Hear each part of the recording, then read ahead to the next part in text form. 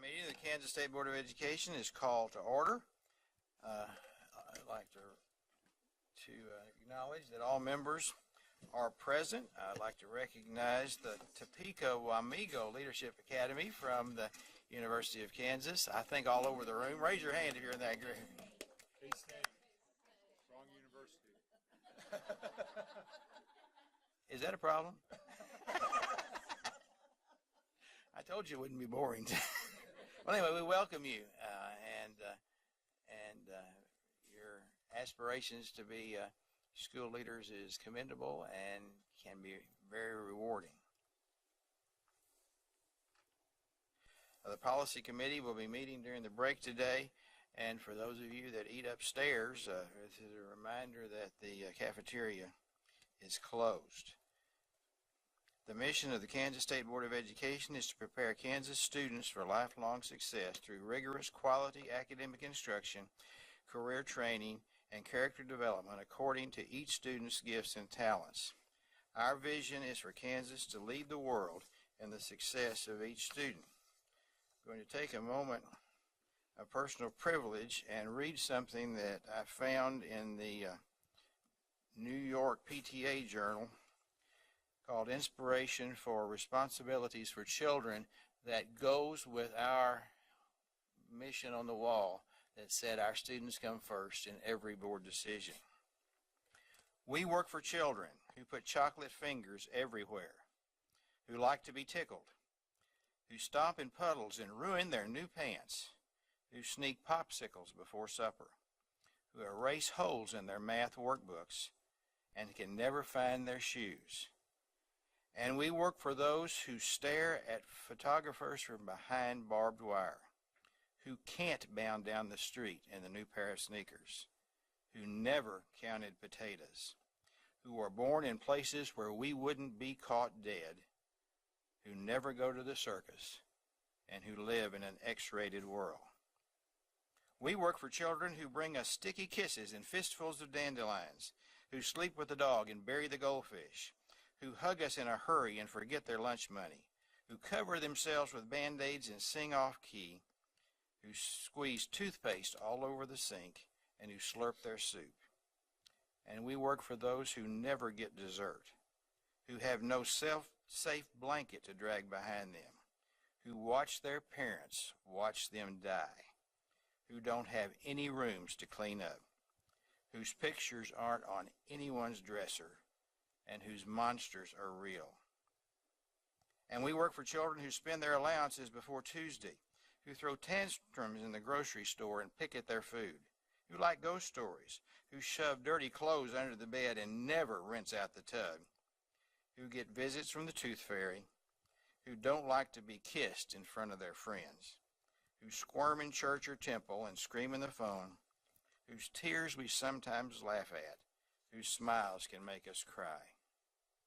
And we work for those whose nightmares come in the daytime, who will eat anything, who have never seen a dentist, who aren't spoiled by anyone, who go to bed hungry and cry themselves to sleep, who live and move but have no being.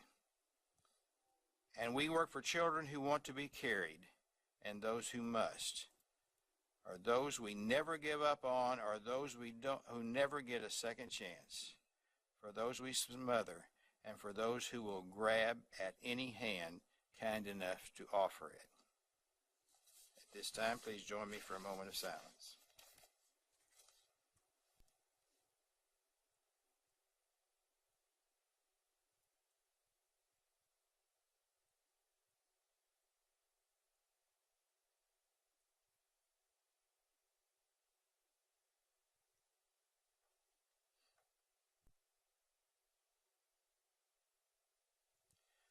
Please join me in the pledge to the flag.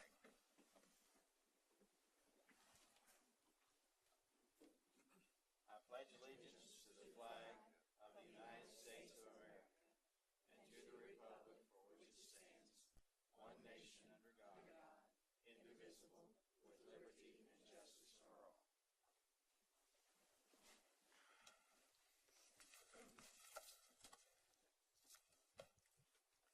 bring to your attention on the agenda item number 11. It is included as a discussion item. However, in the folder that we have, it is listed as an action item. It's the mental health appointment of the Mental Health Committee. And I'm asking that we amend the agenda to make that an action item because it's something that is very time sensitive. So I would entertain a motion to approve the agenda with the amendment. Jim McNeese and Kathy Bush. All in favor, please raise your hand. All opposed? Abstentions? Appears we have a unanimous vote. Are there any corrections or additions to the minutes? Seeing none, is there a recommendation to approve the June minutes? Dina Hars makes the motion. Steve Roberts seconds the motion. All in favor, please raise your hand. All opposed? Motion carries unanimously. And now it is time for the Commissioner's Report, what we've waited in the entire month to hear, sir, so it's all yours. Why, everyone came this morning. I got here to get a good seat. Second, Jim, did you have a question or are you just signing in? I'm just signing in. I'm sorry I interrupted you. It's okay. It's all right. Thank you. Thank you, Mr. Chairman, and good morning, everyone. It's good to see everyone. Mid-July, and summer has arrived in Kansas. If you didn't notice, it's that early morning when you walk out, or late at night, either one, and it just kind of takes your breath away. Like, welcome to the sauna. So there's three things I want to share with you this morning. Some of what we're doing in the agency, a little bit about the redesign, and then some things I think that have been reported that I want to make sure that everyone understands. So first of all, you may or may not remember this, but a little bit over a year ago, I asked CCSSO, that's the organization of the Chief School State Officers, to come in and do a capacity review of our agencies to tell us where we were strong, where we were weak, give us recommendations about where to go for the future. They gave a nice report. They were here several days. This is one of the summary charts of that. It said those areas in green, they thought we were doing really well, and this is over a year ago. Those areas in kind of light green were really good. Areas in red were where we had the greatest need. And if you think about where the red is, primarily it's plan and deliver. Plan and deliver, right? We have this vision, we have this mission, we have to plan and deliver. So we then worked with the Comprehensive Center and kind of put that, let you know what that is. We are served through the U.S. Department of Ed in kind of regional centers. One of those you probably recognize, it's called REL, or when I was still in the field, it was McREL, but RELs are branches, they are areas throughout the country that serve states in order to do research about best practices and how to help states scale up. We also are served, maybe lesser known to people in the field, by what's called the Comprehensive Center, and those are again regionalized. And we are part of the Southern Comprehensive Center, includes Oklahoma and Louisiana, some states, and Ken's on that. The Central Comprehensive Center. We're going to be meeting in Santa Fe, I think, in a month or so. And so we asked them, as part of their grant, would they please come in and work with us on doing just that, plan and deliver your vision in operational terms within our agency. And so I'm not going to go over this in detail, but we have spent the entire year in something called strategic performance management. And if you talk to any of our people internally, they'll simply say, well, we're going through an SPM process. And you'll go, another acronym, don't have any idea what it means. Strategic performance management is the system that we've been learning about and are going to be engaged in. And I know this is just, but it's taking your vision, mission. We attach some values of who we are as an agency. The goals, the strategies, the milestones, and all that are our operational deadlines and management to make that happen. And this is just some flow of when we set the direction. This is the planning. And more where we are now, we are at the assign personnel to the structure phase and coordinate and make assignments. And we're in that last two phases, and then we just continue to reevaluate. So guess what's happening this week? We're aligning our agency to your vision. And that always is when we get to that stage. You know, I've been here now 2 years. We needed to go out and learn what Kansas wanted us to do. We needed to make sure we got that done right, how you want to do it, talk about it, and now it's time we have to really align to do that work. It's a new era. It's not a No Child Left Behind era. It's a new era for us. And so you'll be seeing over the next several weeks, and as you see people come up, they'll have different titles. They may be moved to different areas to better suit what they do really, really well. We have lots of really competent people in the agency, and you also see over the next several months a few new people too. So just wanted to let you know this is where we're at. It's a lot of internal work that you'll never really see on a daily basis. That will be our work to make sure that we're doing what's best for your vision, and we'll continue to have updates as we go through it with you. Well, there were 7 guys in funny-looking spacesuits, right? Those Mercury, those kind of look like the Lost in Space spacesuits of those of us that remember the Lost in Space days. That I was trying to remember. Were they on Mars? Where were they at? What planet were they stranded on? We'll have to go back and we'll have to. It wasn't the moon, I don't think, but the robot. They were lost. They were lost in space.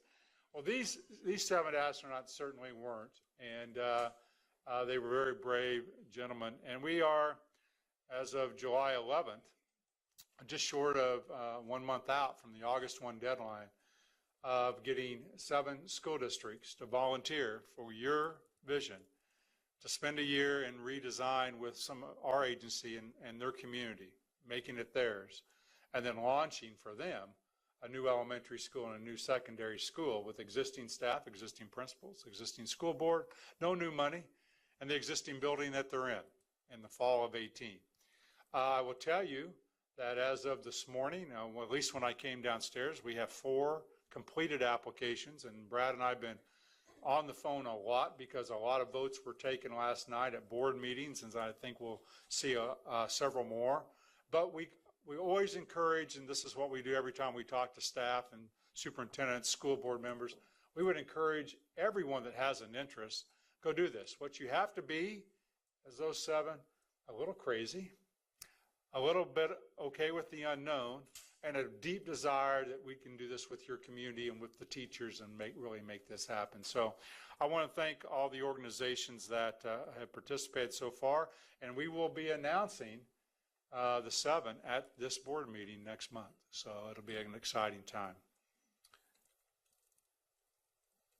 This never gets old. I say it, I think, every time we put it up. And Jim so eloquently read that poem this morning that talked about children. The very reason all of us are here and the very reason that we serve. And Steve and I were having a brief conversation before. It's, why we go into this profession if you're in it like I am. That you get the opportunity. In fact, last night, old people on Facebook hanging out. One of my former students, which I still call students. Kathy, you probably do too. And this one happened to be 52, so I don't know that she enjoyed that. But she was deciding to go through a new workout regimen in Wichita, and she had posted, the last time I worked this hard, I was Randy Watson had done, had killed us in a volleyball practice in Andover 30 years ago. So you never get disconnected from the kids that you have in the classroom or in coaching. And so if anything more, lead the world, as I always say, is nice. It's about the success of each student. And when you get up in the morning, you ought to know that what you're putting forth is that we look at each kid and each family and try to navigate this really complex journey to help them in whatever they choose and however they choose to do it and where they choose to go. But recently in the media, and I'm not here to bash the media because I think they do a great job. I'm here to just talk about what the media has been reporting, not what the media itself. But the media has reported some things related to your vision and mission as maybe far-reaching, really out there. And I want to remind people, and it's the chart that you have in front of you, and you have many copies of this now. The accreditation model was about 4 to 5 years in the making when I came here. You know that. It was long.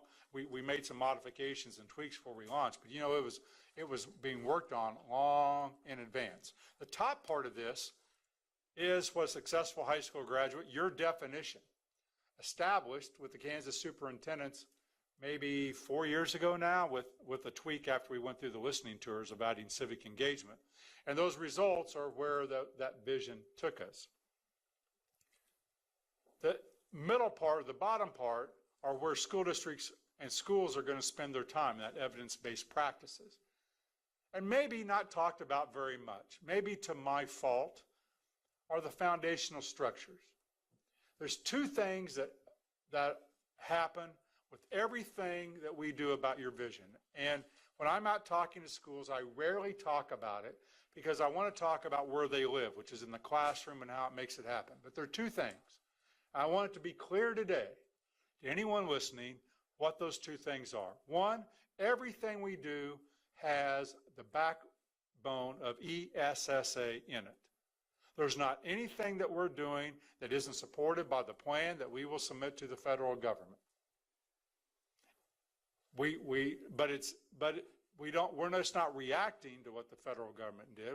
We have our own plan, but ESSA is embedded in everything we do. It's foundational. And the second, again, don't talk much about it because it's foundational about everything we do, are the ROSE capacities. The ROSE capacities are often called the ROSE standards. As you know, were discussed for the first time really in Kansas in a lawsuit. But they're foundational. We don't even identify them, ROSE structures. They're foundational, as are some other things. But I'd like for you just to take a second. And then over the next several months, we're going to talk about ESSA. But today I'd like for you to think about the ROSE capacities and ROSE standards. They're not very many. Here's one. Sufficient oral and written communication skills to engage students in a complex and rapidly changing civilization. Oral and written communication skills. You see that anywhere on here in your accreditation model? Do we ever talk about academics and cognitive skills that are necessary to go forward? Do we ever talk about kids that maybe ought to get speech credit because they're in FFA and they're giving speeches all the time? That's a communication credit for the next. It is deeply embedded, oral and written communication skills in everything you do. So I don't think it's extra. I think it's critical, mission critical. How about this, Rose? How about these two ROSE capacities, which I think complement each other? Knowledge of economic, social, and political systems so that students can make informed choices, and sufficient understanding of government processes so they understand how that affects their community, their state, and nation. Do you remember what you did after the vision tours and the listening tours? After what Kansan said? You said, let's make sure civic engagement is so prominent, we're going to put it as part of the definition. Foundational from the ROSE capacities and ROSE standards. It was mission critical for Kansans to say we want people that know how to give back and understand the system, and they'll serve on a state school board or a local board or a volunteer commission, or they'll help the local Red Cross, that they'll understand how laws are made and they'll understand how to go about the process. Critical, not fluff, but critical, core. Or how about this ROSE capacity? The self-knowledge of his or her, let's talk about the first one, mental wellness.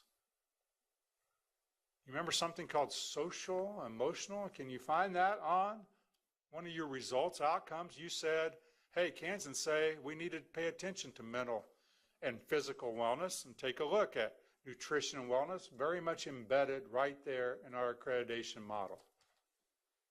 So oftentimes, when people argue about a math score or reading score, are they taking into account the ROSE capacities that clearly state we ought to also be concerned with someone's mental and physical wellness? Because I will tell you, we have, even though it's a small percent, any student that takes his or her life is one too many. And, you know, in Kansas, this spring we lost 3 students to suicide. and everyone takes that very personal if you're in this business. How about sufficient grounding in the arts so that someone can appreciate their own culture and their own heritage? You heard from legislators last month, I believe it was last month or the month before, talking about culture, heritage, how important that was to understand, and the arts. So are the arts an add-on? Not according to the Rose capacities, not according to how we're looking at the whole child. It's not an add-on, it's essential. And finally, the last two Rose standards, sufficient training for preparation for advanced training in either academic or vocational fields. So that each child can choose where they want to go and can do so without remediation. Remember that little term you put? That they can go to KU and be in a graduate program and have the skill set to be successful. That they can go to welding school and be successful. Whatever they choose, that we will provide training and preparation so that they are ready to be successful. And the last one is sufficient levels of both of those, academic and vocational, to enable every public school student to compete favorably with their counterparts in academics or the job market. Welcome to Lead the World. It's not fluff. It's not too ambitious. It is core to what the Rose capacities, Kansans, and your vision say. And just as I read this week, I thought some people are saying, well, that's nice. It's just a lot. It is a lot. And it's being demanded of us. And you've responded, and probably I, like you, spent our time talking in teacher language and principal language about what it means and how to do it. And we oftentimes, again, don't talk about that ESSA or ESSA or the Rose capacities or standards enough. Other people like to. So tomorrow, Brad's going to walk you through how our kids are doing in that preparation, called that post-secondary success measures. Going to walk you through and show you your own school districts that you represent. Those are the Rose standards and Rose capacities. So I just want to take a few minutes today to again emphasize for everyone to understand that that foundation that's on this sheet, that's about every part of what we design, is critical for students to be successful in what they choose to go into. Mr. Chairman, I would stand for any questions that you have. I have two. I want to go back to the redesign. I'm assuming that we're going to have more than 7 applications. Can you kind of walk us through the process of choosing, the things you're looking for? We're looking for, let's talk about the core requirements. It's August 1 is the deadline. And in the application, the school district's minimal have to meet these 3 minimum criteria.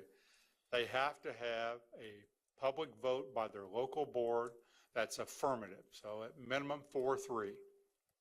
Say, we want to do this. So there's a discussion at the school board. They have to have an 80% vote of the faculty in the buildings that they are proposing for the redesign. Not the entire district, if you're a large district like Wichita, but the specific buildings. Some cases, many of you know, that will be the entire district, but 80% vote, we just say have it. The school board can validate that. We don't validate that. And then a letter of support and a conversation with their local teacher association. Generally, that's KNEA. So they need those 3 things to occur. And then the application is very simple. It's describe why you want to do this and what preparation your community have engaged in doing that. We have a small group of people led by our 2 redesign people, Jay and Tammy, and a couple of outside people that will review those on August 2nd. And that next week we will announce them. So we'd love to have 15 or 20. At this point we have 4. So I was listening to a New York Times reporter this morning said I want to make sure that what I do is report what we know and not what we don't know. We have a lot of interest, Mr. Chairman, but we have 4 completed applications.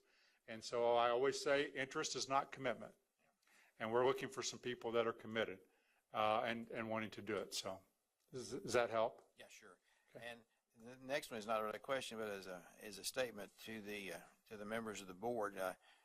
Randy brought up some perhaps misinterpretations of our vision, and we have a workshop scheduled for 11 o'clock tomorrow. We're going to expand on that at that time. That's going to be the start into that conversation, and to see if we want to respond in any way to that, and that's our decision, you know. But we'll, and if that discussion is not very long, then the next thing that we'll discuss is basically how we each respond to complaints and how we can maybe talk about how we can support each other and better ways to do that.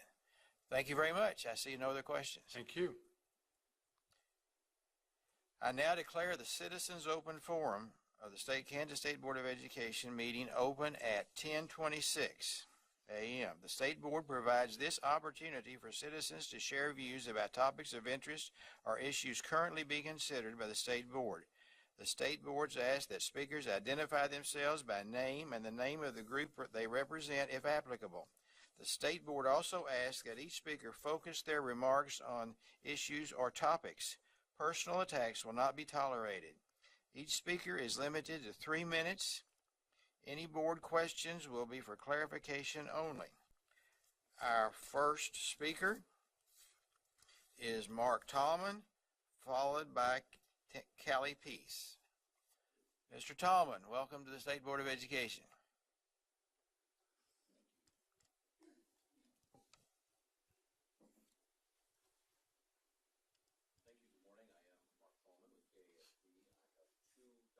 That are being passed around. We just wanted to bring them to your attention. The first one, a little chart on it when you get it, better hold that high enough, is a report that we are releasing today called K-12 Education Investment Pays Off. It's really something that was prompted because of the ongoing concern and interest over the tax increase to fund state government, in particular education. And our findings in here are to try to look at the impact of school funding on a state's economic development as well as individuals. And if you have a chance to read through it, you will see some of our findings are the fact that the higher level of education you have, just as what you've been hearing, has a positive impact. States that have the highest level of educational attainment spend more on education per pupil. Those states have lower poverty and higher average income. Kansas ranks high in achievement. We are actually 15th in the percent of the population with at least a 4-year degree, while only ranking 31st in funding and dropping. And that's our concern, that the trends over time will make it harder for us to sustain that level.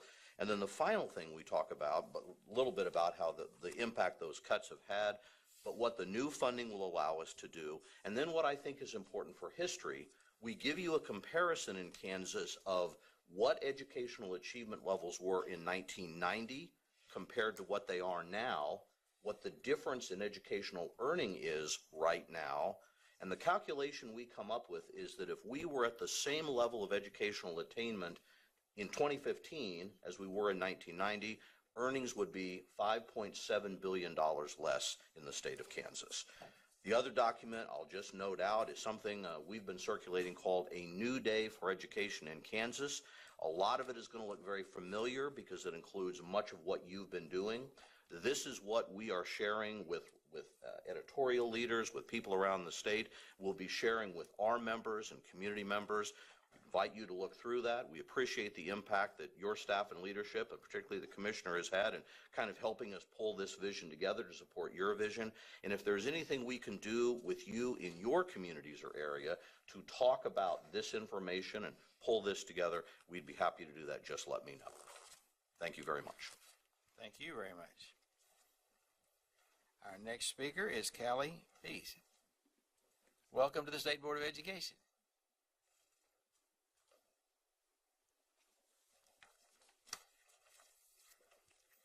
Good morning. I'm Callie Peace. I'm the Executive Director of the Kansas Parents as Teachers Association. I'm providing two documents. One is my written testimony, and then also a written testimony from the Parents as Teachers National Center as well.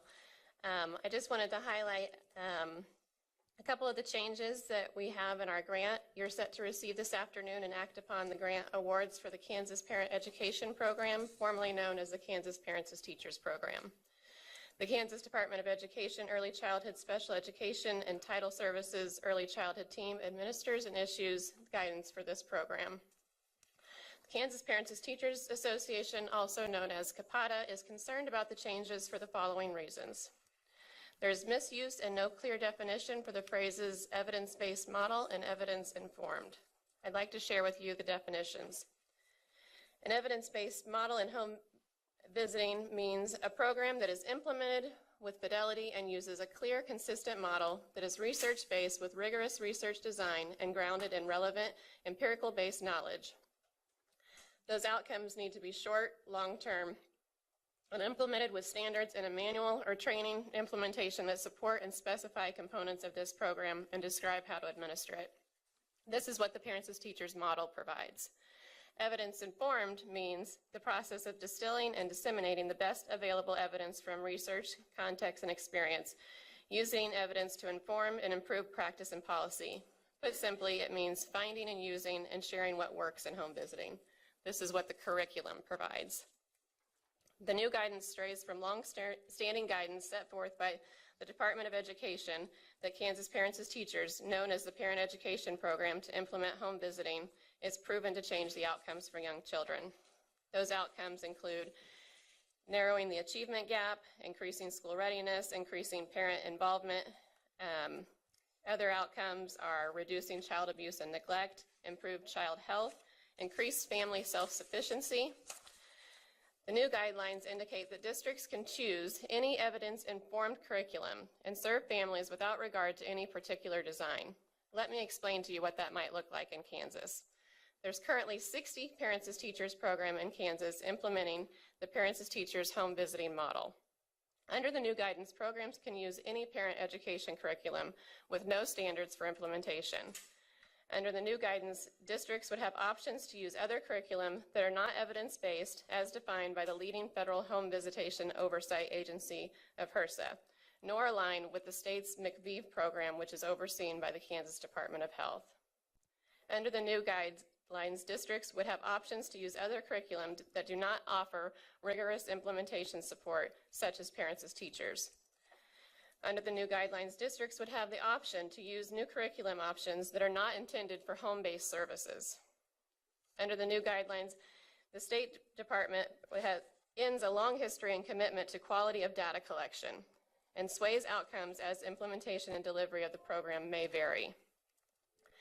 KSDE is concerned that the new guidance would allow programs to use any parenting curriculum in a home-centered program versus an evidence-based program and stray from national trends. Many states, including about 15 in the past 5 years, have passed home visiting accountability legislation or issued or revised state regulations that require implementation of evidence-based home visiting models, which set the standards. Time has expired. Would you just Okay. Summarize the rest, please? The difference that I'm trying to put is the difference between a model and a curriculum, in short. All of that is all of that in the written material Yes. you've given us? Yes. Okay, well, thank you very much. The State Board Citizens Open Forum is closed at 10:33.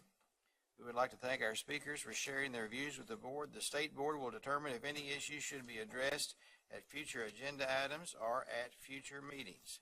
Again, I want to thank those of you who participated. We will take the written testimony that you've given us and give it due consideration.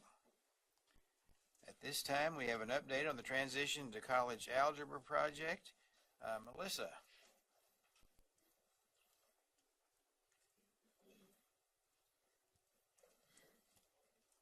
I'm assuming I still need to plug this in if I want to get my PowerPoint, so just a second.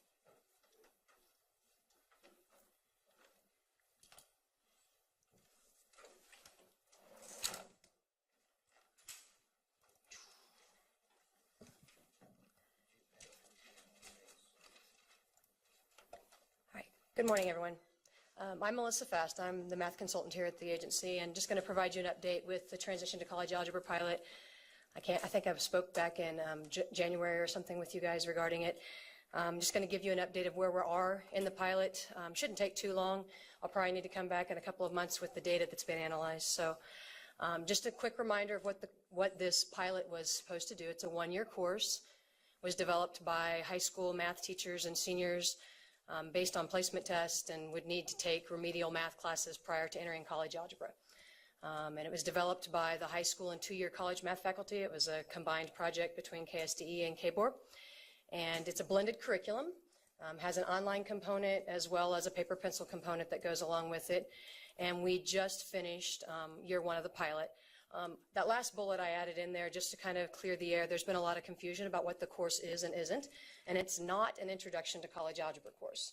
So it's not like the content is not focused just on the content that you would need prior to college algebra. I just wanted to kind of clarify that as we went forward here. So we just completed year one of the pilot in May. We had 37 school districts, 39 high schools, and 19 post-secondary. And all 10 of the state board districts were represented in year one of the pilot. So that was super exciting when we had that take place. We actually provided some funding to go on with year two of the pilot. We found some money in March to be able to do this, and we added 14 new school districts, 16 high schools, and 10, they're not new post-secondary institutions, because in year one we pretty much had almost all post-secondary, the two-year institutions involved. We did add a couple of new, like Neosho County Community College is now in the pilot, and they weren't in it in year one. So we've in year one, again, we had 37 school districts, and in year two we added 14 that are participating in year two of the pilot.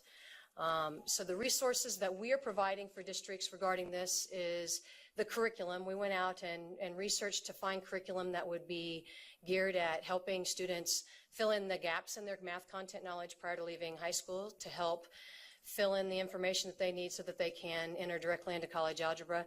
And then I've created a website that has a bunch of resources for those teachers to use throughout the course of the year.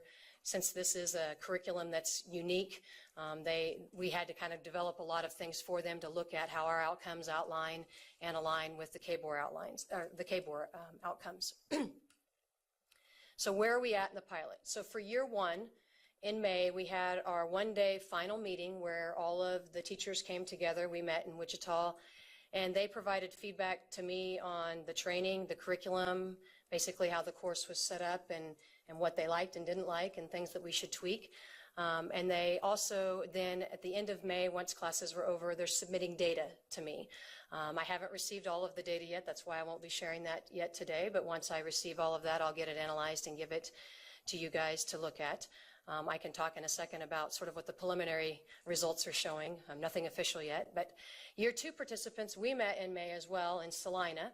And we had a 3-day training, which was the same as what we did with year one last March, basically introducing them to the curriculum, showing them the content, giving the high school teacher a chance to meet the partner liaison that they have with the community college.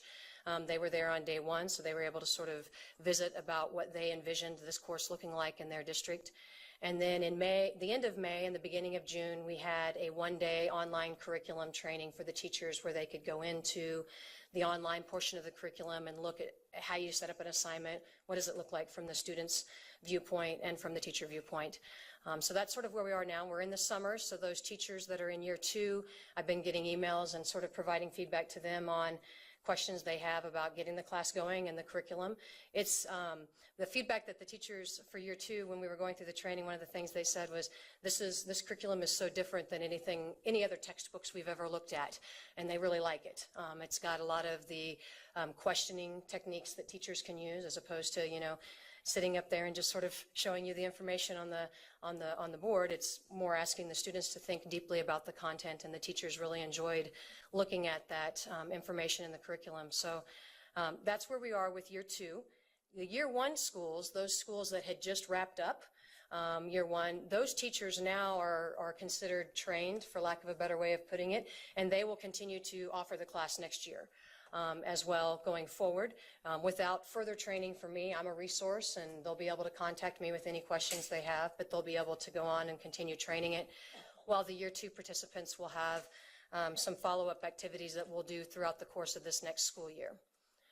So the data that they are going to be submitting to me is the state student ID, so we can maintain the confidentiality of the students, pre and post-test scores. And the reason you see a couple of different tests, 3 different tests there is ACT is one of the ways that they could get into the class, but then when the pilot first started, both AccuPlacer and Compass were being used at the 2-year institutions.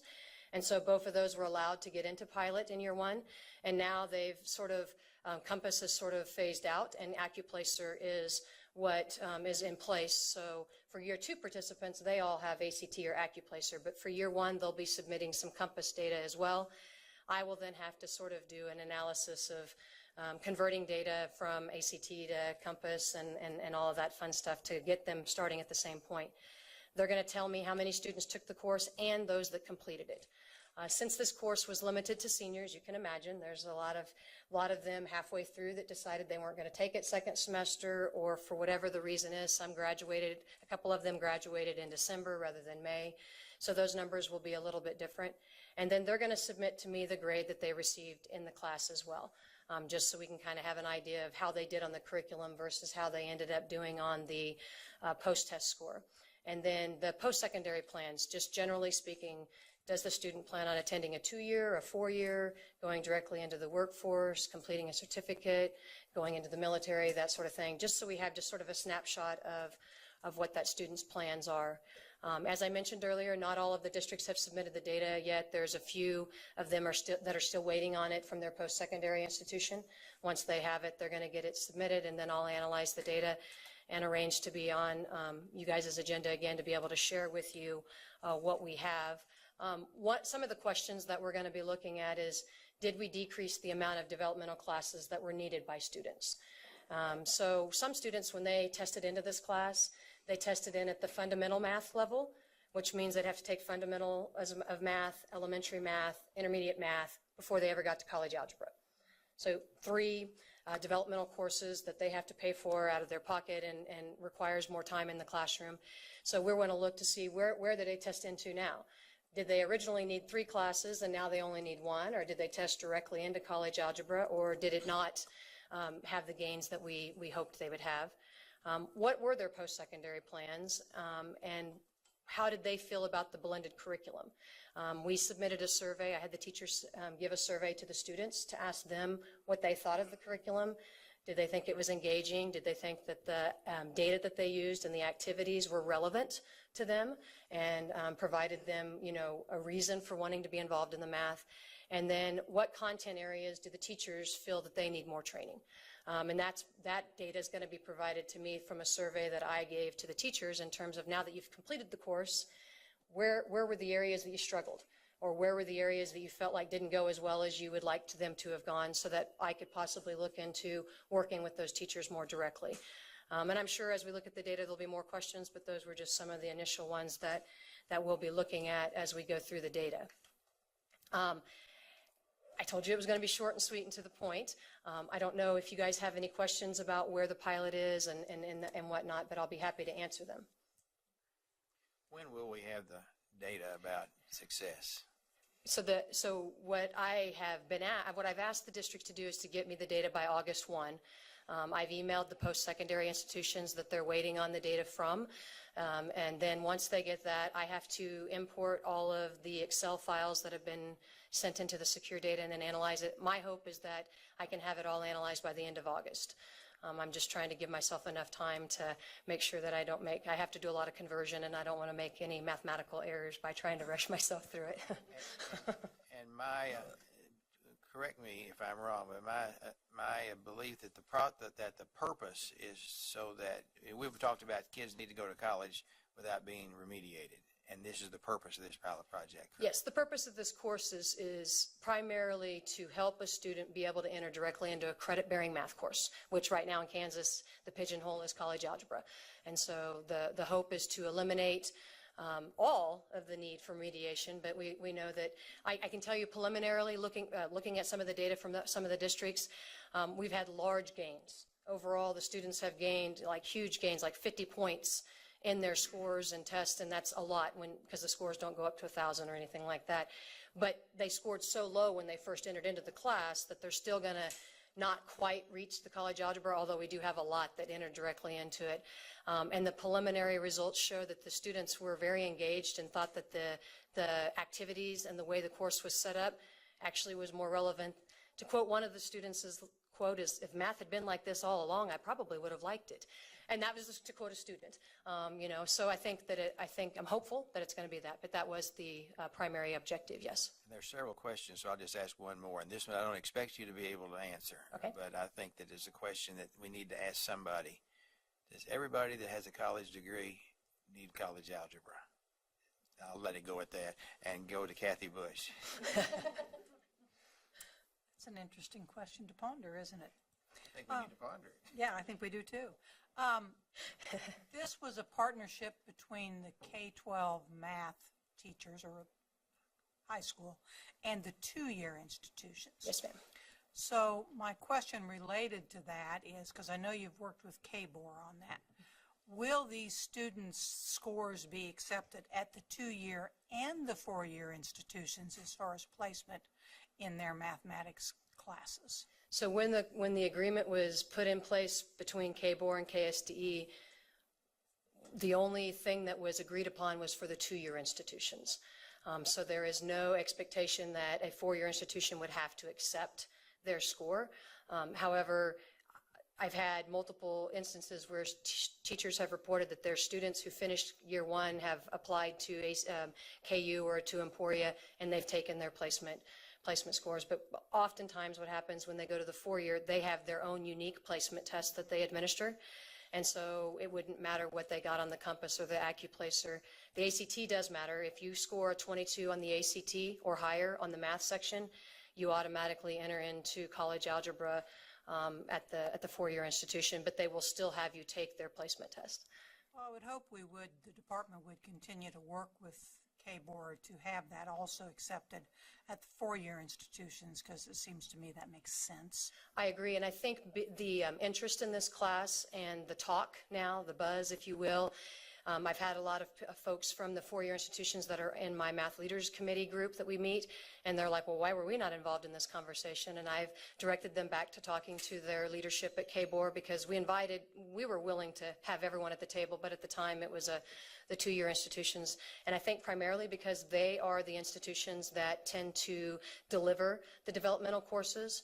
If I'm a KU student and I need multiple remediation classes, oftentimes I go to a two-year institution to complete those while I'm a KU student, just simply because they don't offer all of those classes necessarily at the four-year institution. And then one more quick question.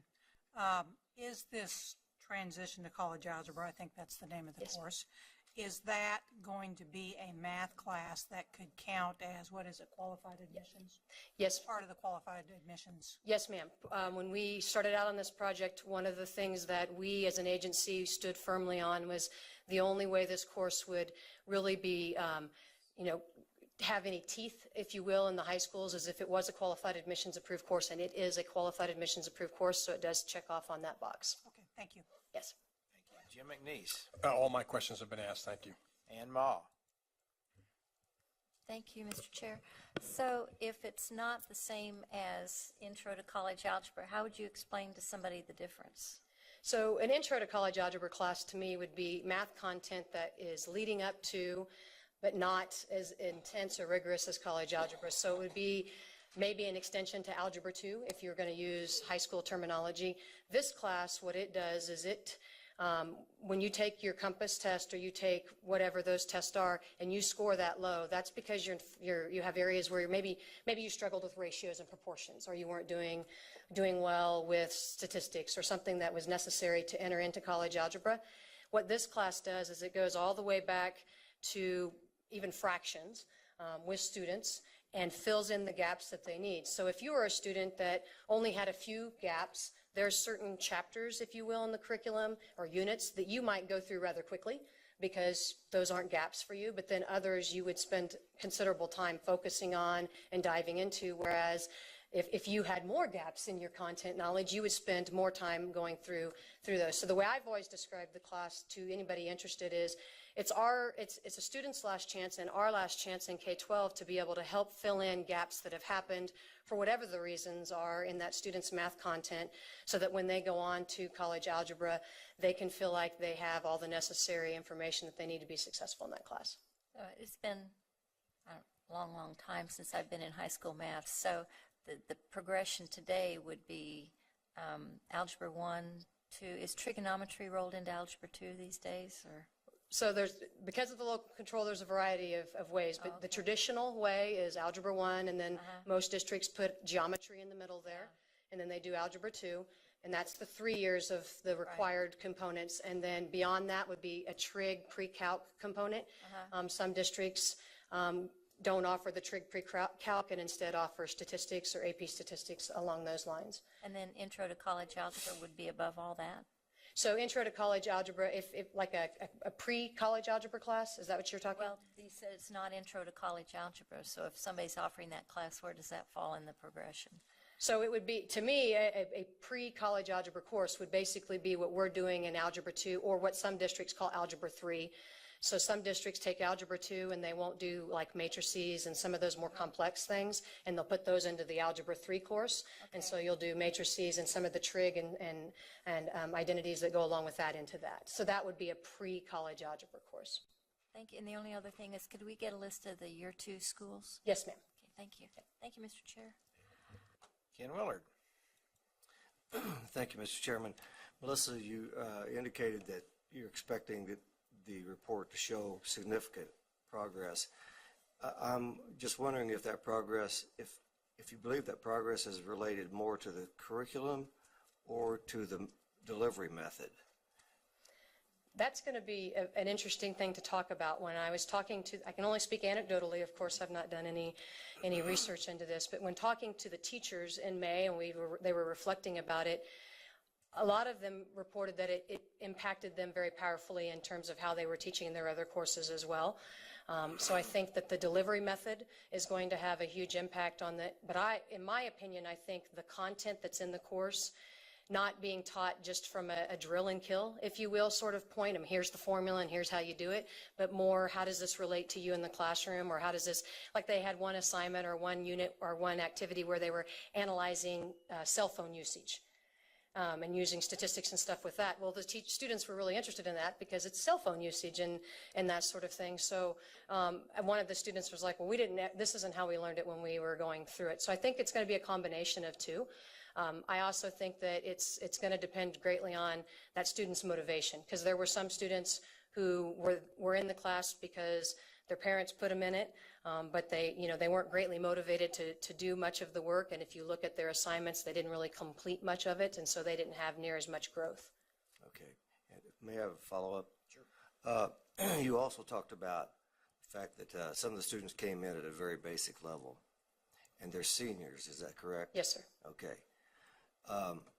Would it not be, should we consider this methodology and this curriculum being used in earlier years so we don't have kids getting to the senior level who are wanting to go the math route for their careers at a basic level? I mean, we obviously have been missing a lot of kids.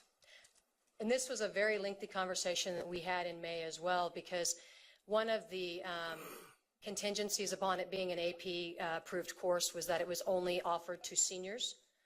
That was the sort of KBOR said it needed to only be offered to seniors. And so I've had some districts say, well, we want to give it to juniors.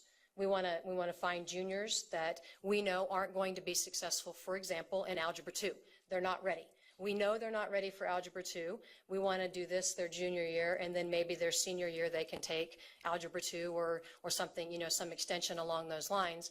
And my suggestion to them was, it's a local control state. You as a district can adopt any curriculum and do any course that you feel is appropriate for your students.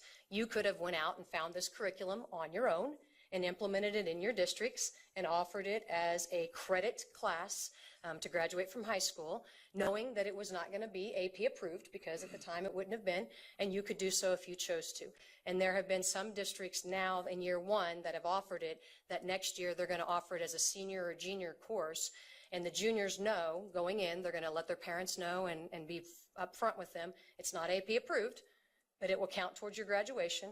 And then the plan is then their senior year, they would take, Algebra 2 or something like that. So there was talks of that. The reason it was limited to seniors only was sort of the contingencies that were placed upon it when conversations were at the very beginning of the pilot or at the process. I don't know if that answers your question or not. Well, yeah, I think so. AP meaning what? Advanced placement, so it's qualified admissions, excuse me. I said AP, I meant qualified admissions. Sorry, I misspoke. Well, it bothers me that KBOR would have any influence on this. Well, it was offered as a senior course for the qualified admissions. I understand. Whether or not a district chooses to offer it below that, they can, and I've had some districts call and ask me, do you have any courses that are, they called it tweeners, like before Algebra 2? And before I knew of this curriculum, I would recommend other things that I've heard of. But now that I know this curriculum, I offer it as an alternative. Again, letting them know that just like any of those other courses, it wouldn't do that qualified admissions, and they're okay with that. So, Thank you. thank you. Thank you very much. That's all the questions we have. We'll be very interested in the follow-up. Absolutely, I will get that to you as soon as I can.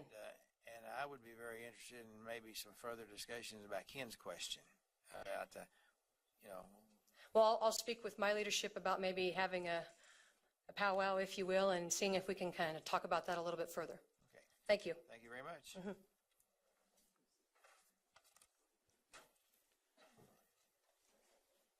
Okay, now act on curriculum standards for world language. Jeanette, are you here? Yes, you are.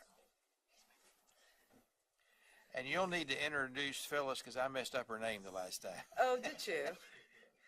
Good morning. Thank you for having us here. My name is Jeanette Nobo, and I am the Assistant Director for Standards. And with me today, I have Phyllis Farrer. I remembered it right. Yeah, and Elke Lorenz, and they will be presenting to you a little bit of a recap of where we have been in order to then ask for a vote on the standards. So thank you. Welcome. Thank you. Good morning.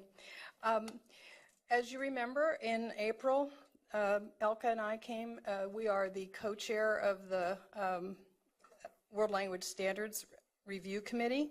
We presented to you the standards, the heart of our standards document. And now before you, you have the complete document. No changes have been made since April of the standards themselves.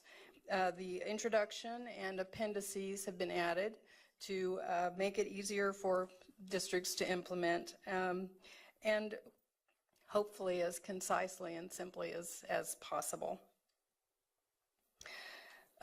We want to again remind you that this new set of standards is borrowed heavily from national standards, and it has a very strong tie-in to the criteria for the seal of biliteracy that was adopted a year ago.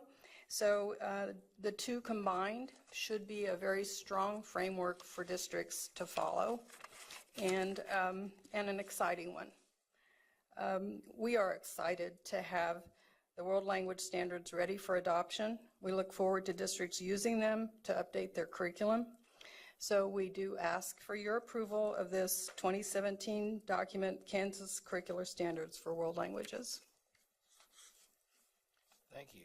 I remind the board members that we need to, when we do make a motion, we need to use the recommended motion to make it official. But before that, Ann Ma. Yes, I just had a question because I don't know a lot about the different languages they teach in schools, but I noticed all the people on the committee were either French, German, Spanish, or Chinese, which I guess is getting to be very popular. But I assume that these standards would support any language that school would choose to do. And Correct. These are for all languages, including American Sign Language. These are for they are applicable to any language that a district would choose to teach. Okay, thank you. Sally. Thank you, Mr. Chairman.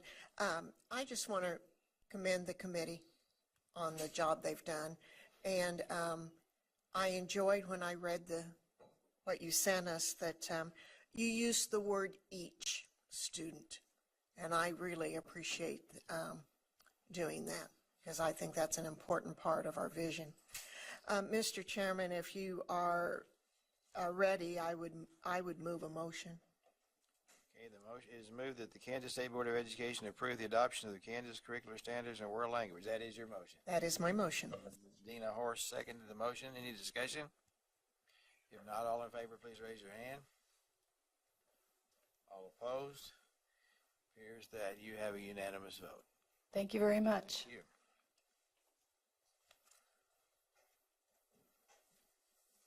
We are now going to act, the next item on the agenda, act on higher education preparation program standards in elementary K-6. Do you speak Chinese? No, I do not, as a matter of fact. For those of you that may not know, Dr. Myers is leaving the department to tell us what? I will be serving as the headmaster of an international boarding school in Shenzhen, China. That's what I'll be doing. I will learn Chinese, yes, that's correct. We wish you the best and appreciate your work for the Oh, department. thank you, Jim. Thank you. Now, go ahead. And with that, it's an honor to be here one more time. To introduce to you Dr. Amy Hogan. Last month, we brought to you as a receive item the higher education program standards for elementary education. As you will recall, the program standards are used by the institutions of higher education to work with our preparation programs to make sure our candidates are fully prepared to provide the services and to prepare K-12 kids for their futures. There are two sets of types of standards. We have the professional education standards, which have been dealt with in the past, and we continue to work through the content program standards, like chemistry, math, and elementary. And today, as I already mentioned, Dr. Hogan is here to walk you through any questions you might have around elementary education K-6. Thank you, and welcome to the State Board of Education. Thank you. And you will remember from our last conversation, we did combine Standard 1, which is the Learning Readiness Standard, and Wellness Standards were combined with the Healthy Environment Standard for that first standard. And then we updated the English Language Arts Standard, the Mathematics Standard, the Science Standard, Social Studies Standard, the Arts Standard, the Health, Movement, and Physical Activity Standard in alignment with the Kansas College and Career Ready Standards, along with the content-specific professional associations and the STEM notions. And then we also reorganized standards 2 through 6 by following these types of functions, which were content, assessment, instruction, including instructional strategies. And then we also included assessment and instructional functions in each of the content standards. Are there any questions? Sally. Chairman, I'm going to ask this question. I'm not real sure, Mr. Chairman, if this is the place, but I don't know where else to ask this question. We'll give you some latitude. Okay, well, thank you. First of all, I want to thank you for the work that everybody's has done on these standards, and they were easy to read. My concern is as we move out of No Child Left Behind and we move into our new ROSE capacities, and as the presenter right in before you, she mentioned that if they would have been teaching math in this method before, maybe this child would have enjoyed math. And so I know that our methods have to change as teachers in how we present these new standards. And I thought you did a good job on that on saying that in the professional level.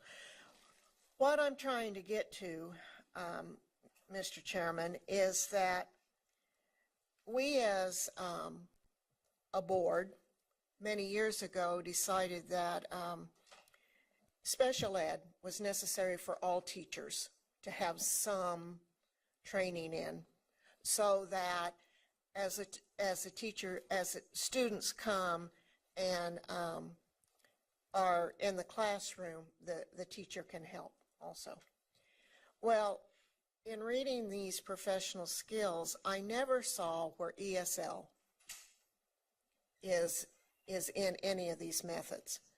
My concern is we pull these students out, and they go to an ESL teacher, but they come back and they're also in a regular classroom, mainstream, just like special ed. I don't see here or when we have in the consent agenda what we ask the schools to teach our teachers. I think every teacher needs some type of training in ESL. Now, Wichita State puts it in their linguistics part. I'm not sure, I don't know if all the schools are doing that or not, but it just made me think that as we are thinking about what new teachers need to have when they go out, our state has become an ESL state. It's not just my district anymore. And I'm not sure we're paying enough attention to what the average, not the average, but what every teacher is going to need in skills. And so I don't know, where I'm coming from is I don't know whether to go ahead and vote for these standards because I think they're lacking something. They may not be lacking, I just don't know where it is. Or whether I need to ask as an agenda item sometime that we find out where ESL is being in the instructional area. And in our agenda later on, when we approve in the consent agenda these schools of education, I don't know what I'm approving and what I'm not because I don't know what we've asked them to do. So that's my concern. I put it here on the agenda, and that's it. Mr. Chair, can I make a comment? Please do. In the higher education preparation programs for teacher education, we have placed the ESL standards within the professional education standards so that it encompasses all teachers, whether they're preschool teachers, whether they're high school teachers, whether they're elementary teachers. Those ESL standards are in those particular standards. That's the first time I've gotten that answer, and I've been asking it for about 10 years. Thank you. Now, all colleges of education are following those. Correct, yes. Or expected to. Yes. So every teacher that comes out of a college of education has had some ESL training. I don't expect them to have an endorsement, but I just want them to be able to handle the student in the classroom, just like a special ed student. Yes, they are covered in the professional education standards. Professional education standards. I would strongly recommend a review of those standards again for the board. Well, I'd like to know what they are. Okay, thank you very much. Certainly. Kathy? Thank you, Mr. Chair. And I want to echo that I do like the standards. I think you guys have made some good adjustments. I like the fact that you've moved to Standard 1 learning and the 3 functions that you have there. My question is related to, and again, I do think maybe it's impacting elementary, but it impacts all areas. And if you look at our goal areas, you know, we have the social and emotional health of children. And when I go to schools, and I would venture to say my colleagues, when they go into schools, one of the things that I'm hearing more about is the mental well-being of a number of our children that are in our schools now.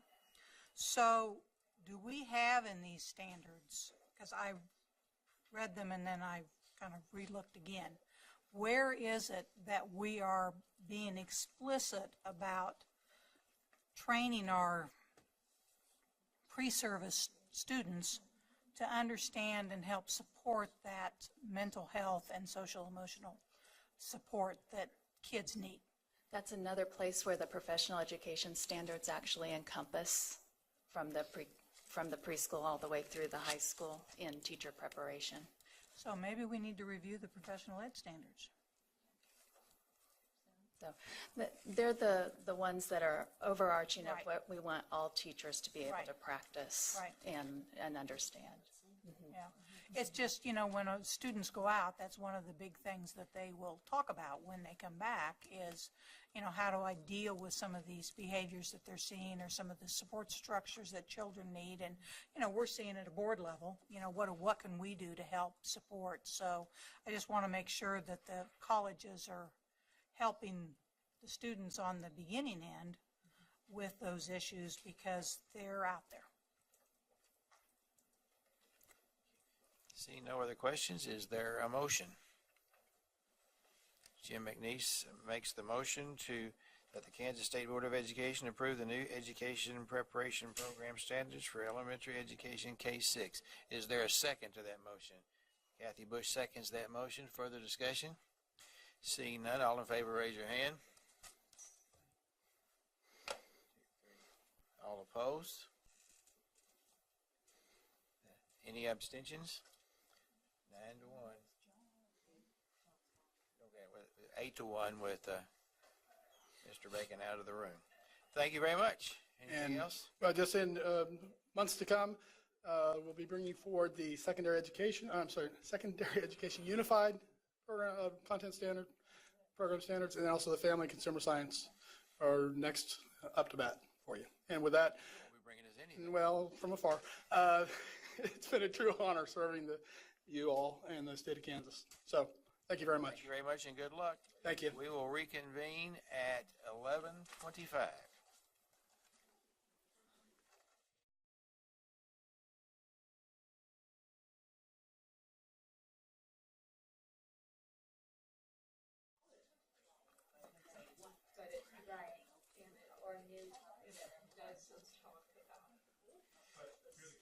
Based on our amended motion, this has been moved to an action item, and we will need to discuss the Kansas State Board of Education Mental Health Advisory Council. Colleen Riley, it's all yours. Good morning. Thank you. It's nice to see you all again. Today we have in front of you the leftover tasks that I promised I would bring to you as a result of our June work session that we had last month. It was a very good work session that we were able to have. Our discussion included presentations about what the agency as well as districts are doing in the areas of working on school mental health. We were asked to then, as a result of the work session, pull together draft membership roles for a state advisory council to address the issues of school mental health.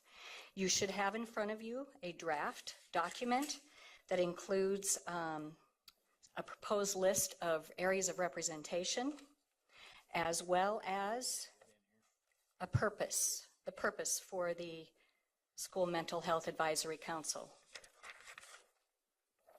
Does everybody have that? It's in your packet for today. It should, yes, that's it, Sally, it says draft. So the purpose of the council would be to advise the state board of unmet needs in the area of the state, across the state in the area of school mental health. It would also allow you to coordinate with legislators and stakeholders in order to address the relevant issues to effectively best meet the needs of students, as well as to be able to coordinate statewide collaboration in the area of social emotional character development and have partnerships with stakeholders that will benefit our students. We have a list of approximately 25 core areas of membership that are provided for you to consider. Mr. Porter asked us to think about having the same number of implementers as well as advocates. And so this core group has 13 implementers and 12 advocates. Some suggested roles would be state board members, legislators, district staff, as well as members from advocacy groups across the state. Our staff have prepared an invitation, if this is a direction that you want to go into, and we can send that invitation out to these organizations or individuals that could fill these membership roles. I want to expand on that. Sure. Say that again. So About who's going to be on there and how they're going to be chosen. we have provided for you a list of areas that could be represented. So for example, members of the state board, legislators, district staff members, district school team members, as well as advocacy groups across the state. We could then send out invitations to these different organizations, inviting them to have a member participate on this advisory council. And could we play a role, we being members of the State Board of Education, play a role in making recommendations? Absolutely, yes. What I prepared for you is a draft to give you some areas of representation to consider.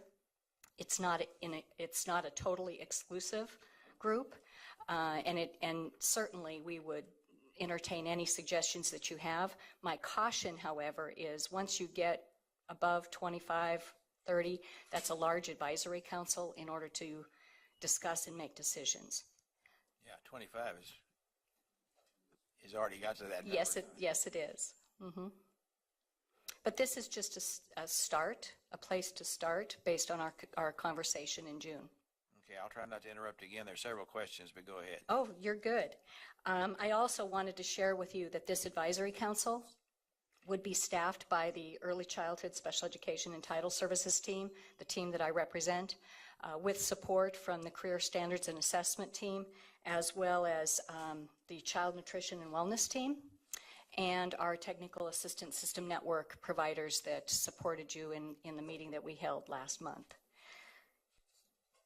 We are proposing that if this team could be pulled together, we could have a first meeting as soon as August, as we recognize that you will want to have this meeting soon so that you can start having some discussions about in preparation for the next legislative session.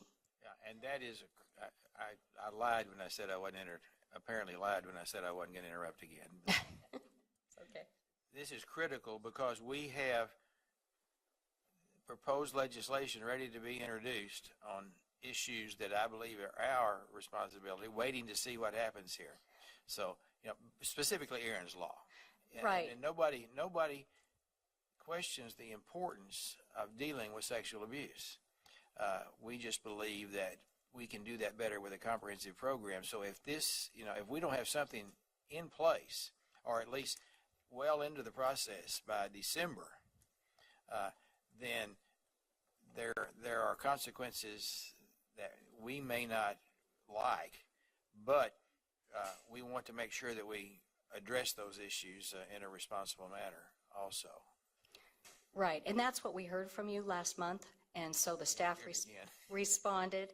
And really, we feel the best way is to assist you in putting together an advisory council so that you can hear and discuss those issues in a format that can then be bringing those issues to you, the state board, so that can inform you as far as how you want to proceed with legislative issues. Okay, go ahead.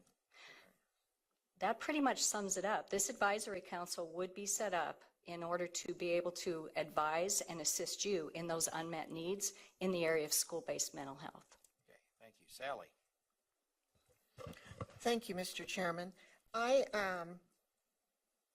like what I see so far, but on the first purpose, unmet needs within the state, because of that, I think I would like to see that this get balanced out in our districts, by district. From all of our representatives from all of our districts. Yes, thank you. That's what I said. Representation from each board area. Yes. Okay. Now, I would ask the board that maybe they think about my district, as large as it is, having maybe more than one. I really have 4 districts within one district. I have that southwest Kansas area. I have up north where there's a lot of foster care homes, an enormous amount into those schools up there. And then I have this Pratt and Great Bend area. And all three have issues, but I'm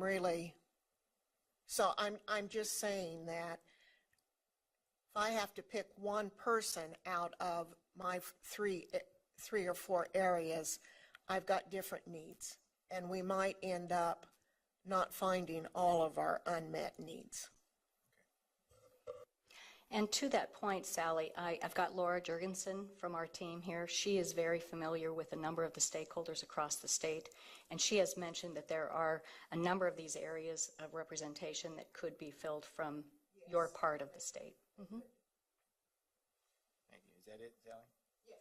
Jim? Well, thank you for moving on this very quickly. It's really probably one of the most important things that are facing us right now. Sure, we're going to react to the legislature, and we have to have something in place, for them, but it's bigger than that. This is, in fact, one of the most important things we do is the health and safety of our children and placed in our care. So I really am very excited about the opportunity, and I do like the fact that the committee, even though it's large and sometimes can become unwieldy as a result, but there's broad representation, and from the legislature and from even the governor's task force, and we've looked at a variety of areas, and I think that's very important. And I'm eager to see this committee get to work quickly and be able to report back to the legislature and to our schools the efforts and the opportunities that we'll be providing them as a result of this direction. So thank you very much. Thank you. Ann? Thank you.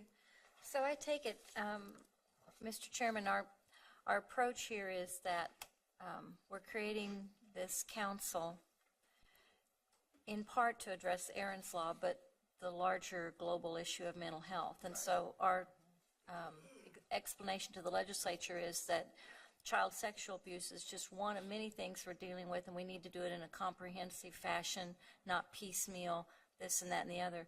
But so that's a good assumption on my part? Yes, that's exactly right. Okay. Will our direction, though, be to address child sexual abuse, like top of the list? Will we give them that direction, or can we do it as we're setting this up? Obviously, that's one hot potato we've got to deal with. That is the hot potato, and I think that is necessary to address that, but address it as part of a comprehensive plan as opposed to an individual issue. Okay. That is correct. And can we get this electronically, the draft? Yes. Or, And it was in the Friday notes electronically. oh, okay, I didn't see that in there. There was one other thing. Oh, how often do we expect this group to meet, and how are we paying for it? That's a very good question. Well, we will start with the first meeting in August, and I'll be, full disclosure, the August date and time were picked because the commissioner and I are both available, and so we figured that would be a good way to get started. What date is that? It's on your document, August 25th. Okay. Yes. So that would be the first meeting, and generally what we would do is have a chair and then determine meeting dates thereafter. But thinking about the short time frame that you're all on before the next legislative session, I would anticipate that this group would start meeting in August and would meet at least monthly between August and January in order to have a comprehensive plan at least discussed and have some talking points for you all as well as the council to move forward with the legislative session. So it's a very aggressive timeline, but it's what we have, and I believe we can do it. As far as funding, this would be funded within some of our set aside that we have as a state agency here at KSDE. So I take it we'd just be paying for Travel. Mileage? Mm-hmm. Got it? Okay. Right. Mm-hmm. Thank you. Very similar to what we do for our Special Education Advisory Council, our Elementary and Secondary Advisory Council as well. Dina? Thank you. I have a couple of questions or comments. I also focused a little bit on the unmet needs, but maybe from a different point of view than Sally did, because I think in some cases we're working in that arena, so we see it as a met need, but sometimes the need's not being fully addressed as much as it should be. So I would urge this committee to not just look for unmet or new items. Okay. And I have a question about, we have, at least I'm aware of a number of students who have become involved in drugs. So I'm wondering where in here are we talking about that? Is it the community mental health center that deals with that? I know school counselors do, but they're limited in where they can go with this as well. That's just something that I've heard my grandchildren talking about. And the drugs that kids are trying are mixing things that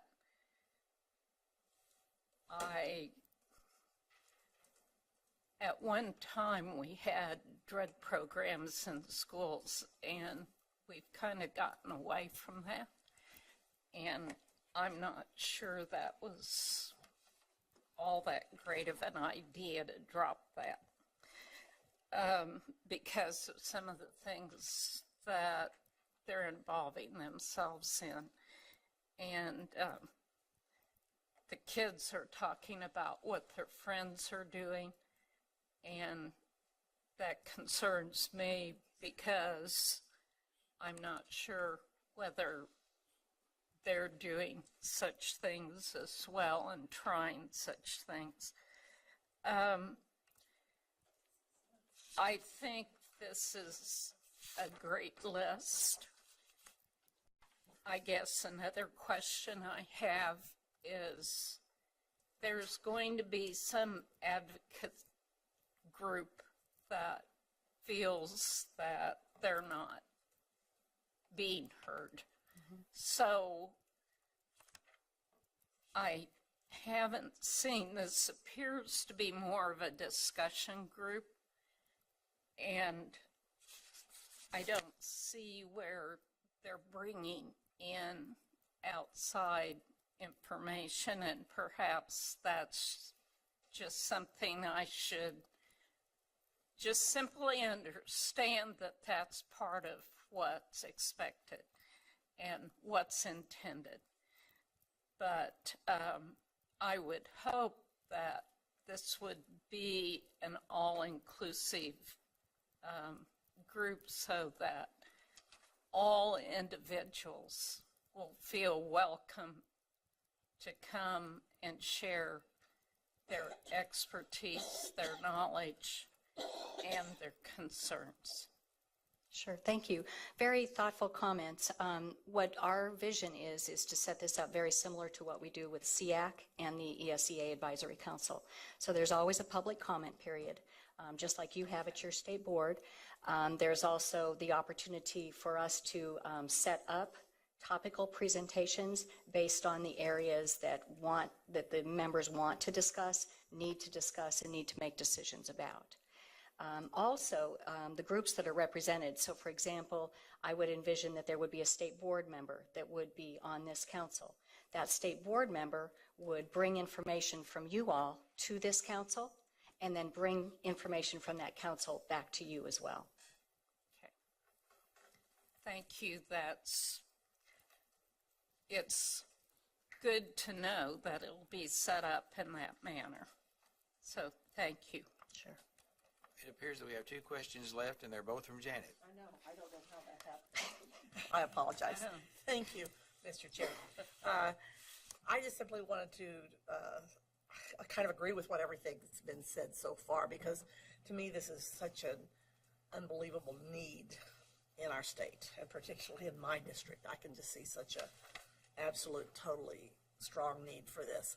And as we all know, let's face it, our counselors have been cut because of funding, of all places, you know what I mean? Because we don't have the money. But what I wanted to just share with you, and I don't know how many of you know it, because I did not know it until this morning, but there was an article in the Kansas City Star, I've got pulled up on my phone, about Children's Mercy working with Blue Valley Schools to provide social workers.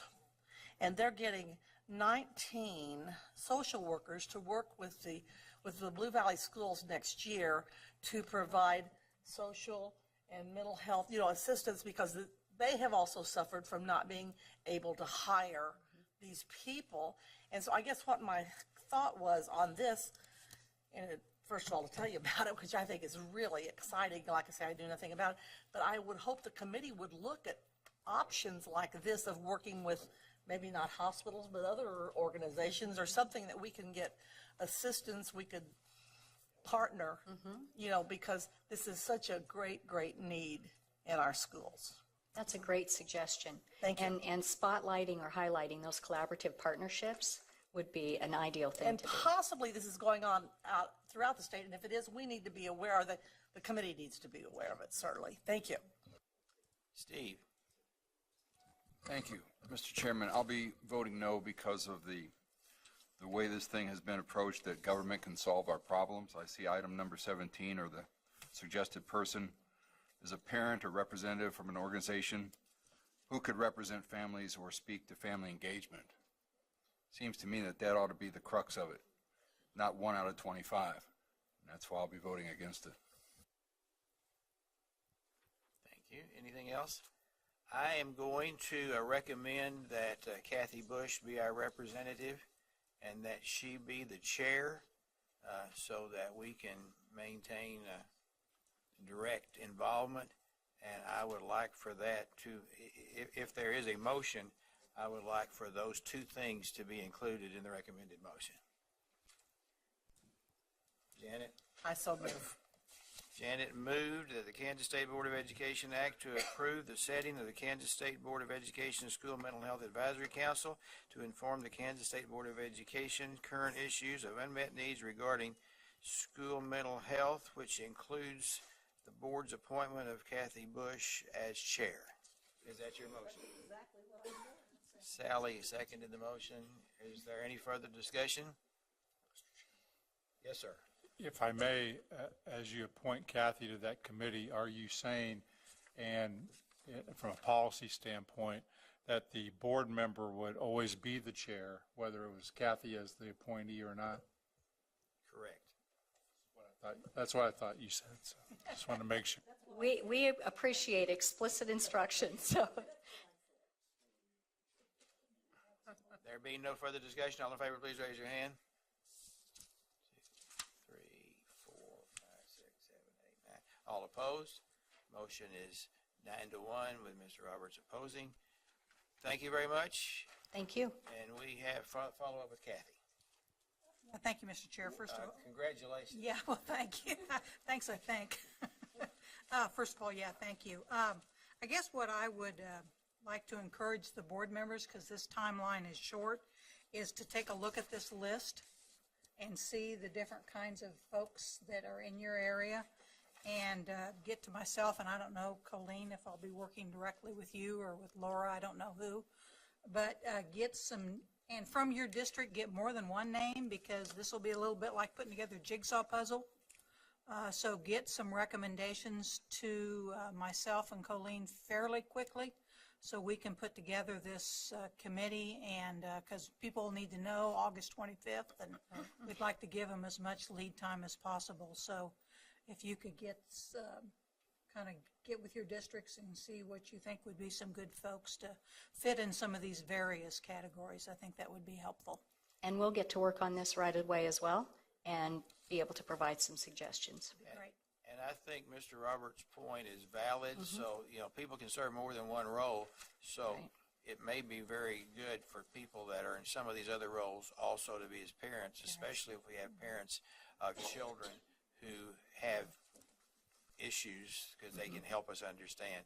Also, I would recommend that at least as part of the discussion, whenever the hearing on Aaron's Law was held, there were several advocates. Sure. As a matter of fact, I was the only one that opposed it, and I only opposed it because I thought it was our job, not theirs. Sure. And that's a matter of public record, that they be invited to either be members or participate in this process, because I think that their advocacy would be very valuable, and their involvement in the solution would be very valuable also. Sally. Thank you, Mr. Chairman. Idea popped in my head. Do you see any reason or need to put a SEAC member on this? So there would be some continuity. That's a great idea. Because they do deal with special ed as far as mental. Certainly. And so, I don't know, I just wondered if, so we don't have this committee over here doing this and this committee over here doing this. Well, you raise an important point, and part of what we've tried to do with the two advisory councils that I do oversee, the ESEA and the SEAC, is to provide an opportunity for those councils to interact with each other and also to share information back and forth, so we can certainly consider that for this as well. Well, and maybe with your leadership and the department, there's already that coordination, but I can just see down the road we could have two things going on. Well, but you raise a good point, which is what we're trying to avoid. We want to coordinate our efforts, not to have parallel efforts going on. These are also going to be public meetings, so there are members of the public, different advocacy groups that are welcome to participate and attend. Thank you. When I became a teacher, back before any of these people were born, we worried about whether or not you chewed gum in class. That seems to be a little insignificant today. And as a 28-year-old bachelor teacher, principal, my job was to make sure boys' hair was short enough and girls' skirts were long enough. That was a little awkward for a 28-year-old bachelor to be making those decisions.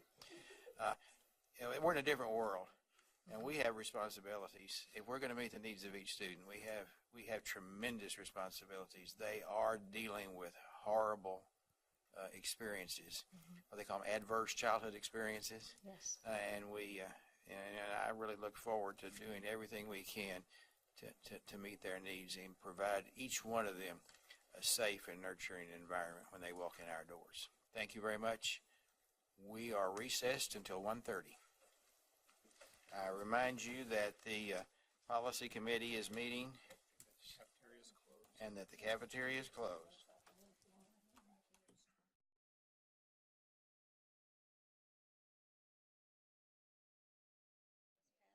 The afternoon session of the Kansas State Board of Education is called to order. Our first item of business is to receive recommendations for issuing specialized certificates from USD 364, and we have with us today Darren Schroeder from Maryville, the high school and junior high school principal, and Bill Mullins is going to be on the phone if we need to talk to him. Are you there, Bill? Okay, we're starting right now, so if you can't hear us, scream or something. Okay, sounds good. Thank you. Go ahead. Okay, I'm on here on behalf of Mr. Mullins. He's gone currently today. We're here to ask for a specialized certificate for our Spanish position this year. The reason for this is our Spanish position has been very hard to fill. 2 years ago, we had 2 applicants. One was a Spanish applicant. The other was a teacher in foreign language that had French. We had to hire the teacher with French, and she taught for us 2 years ago, and we taught all French classes. Then we knew our students had a need to offer Spanish as a foreign language as well. Well, last year we went online with her proctoring and to continue this to offer our kids, and we didn't have very good results.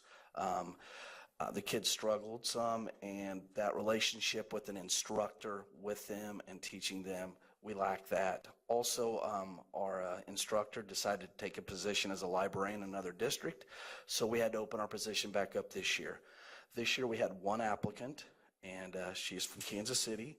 She has her bachelor's in Spanish, and she is currently seeking out to get her master's in Spanish. And so we hired her in April. Went in front of the Innovative District Coalition in June on the 22nd, and they approved us to come here for a specialized certificate.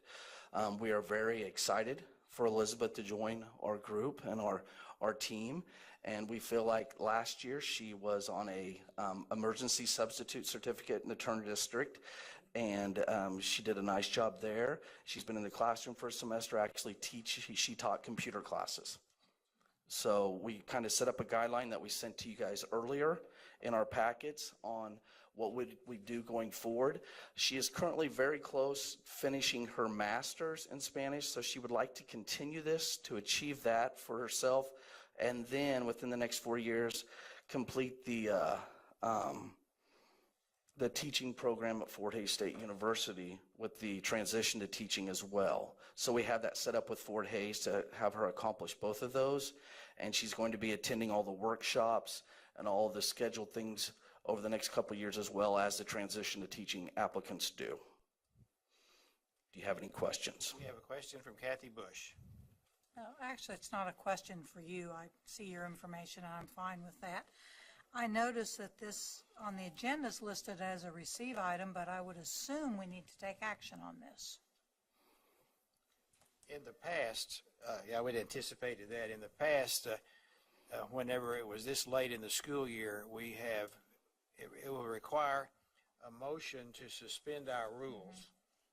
Two separate motions. It would require a motion to suspend our rules, and then if that passes, we can go ahead and make that decision today. If that does not pass, then it would be on the agenda for the August board meeting, so that will be at the discretion of the board.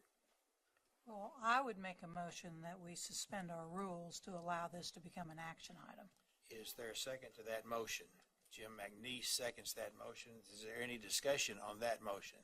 This is just the motion to suspend the rules to allow us to vote at this meeting. All in favor, raise your hand. All opposed? It appears that that is unanimous. Bill, do you have anything to add? No, I don't. Other than I would say, we heard you guys, people out there, that you wanted us to have a university partner. We thought that out. We're still working with 4 days today, but we feel good about the partnership going forward with that. And we're excited about having her in the classroom. And we think it's good for our kids. Okay, and let me... We're committed to making sure that she's successful in the classroom. If we get into this and she's pursuing her master's degree and we feel there's things that we need her to do to be successful with kids, then we're going to direct her to do those things. And she's willing to be flexible with this. The first and foremost thing is to make sure she's successful with those kids. We're committed to doing that. Okay, thank you. Let me ask one follow-up question. I think you said this, but she was the only applicant you had. Yes.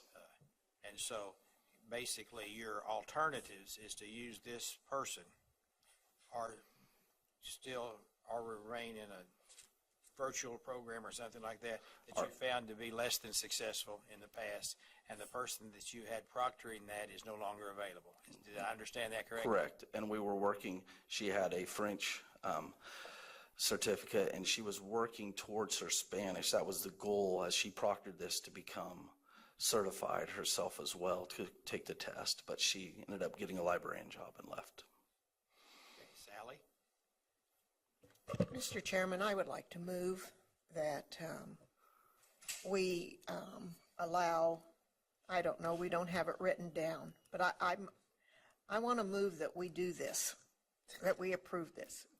That we approve the recommendations of the innovative school districts for the recommendation for the specialized certificate for whoever it is. Yes.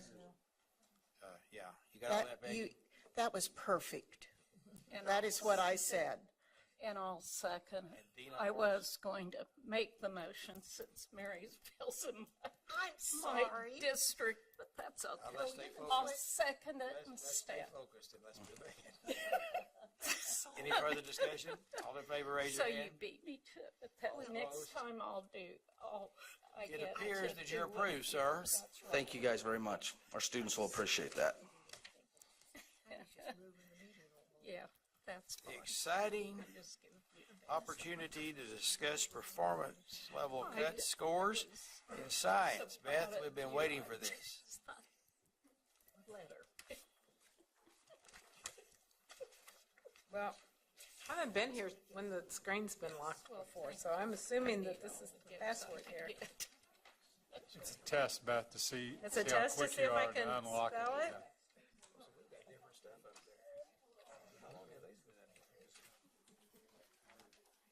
Hey, I passed.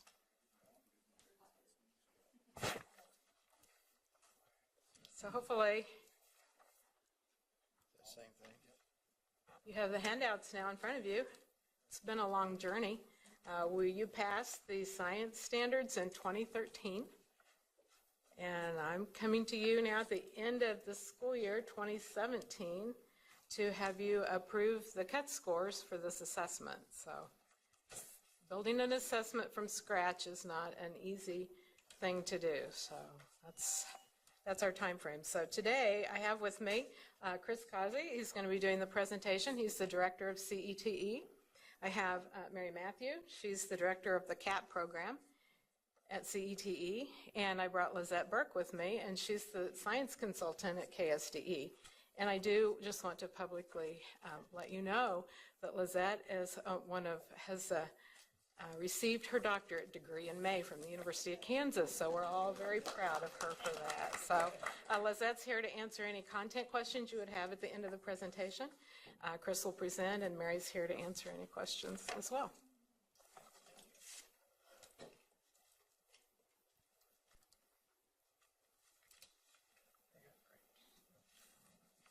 Thank you, Beth. Good afternoon.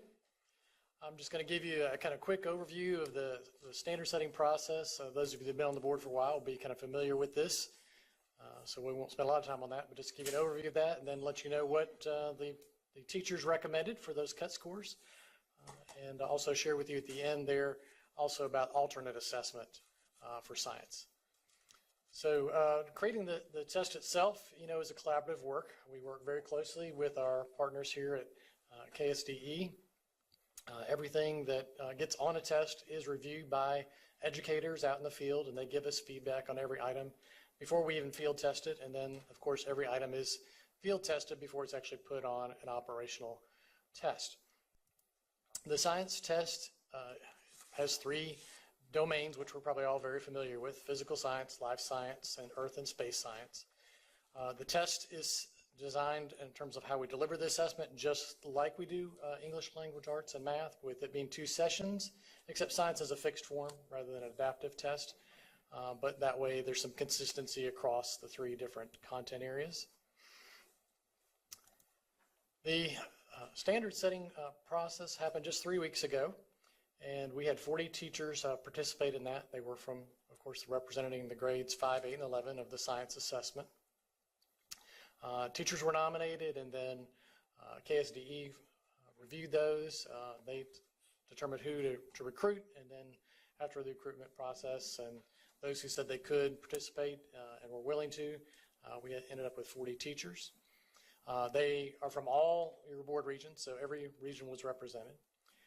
And the process we used is the modified bookmark. And you're probably familiar with this, but basically with the modified bookmark process, we take all the items on the assessment and we rank them from easiest to most difficult based on the data.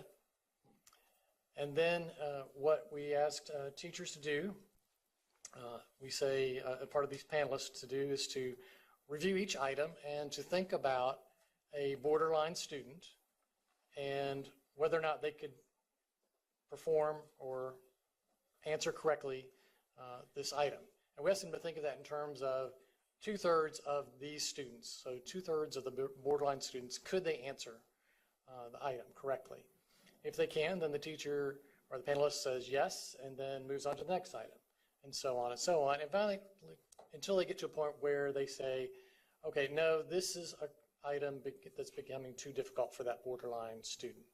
And then what they literally do is place, as you see, a little blue kind of sticky representation there. They literally put a bookmark there to indicate this is the borderline point.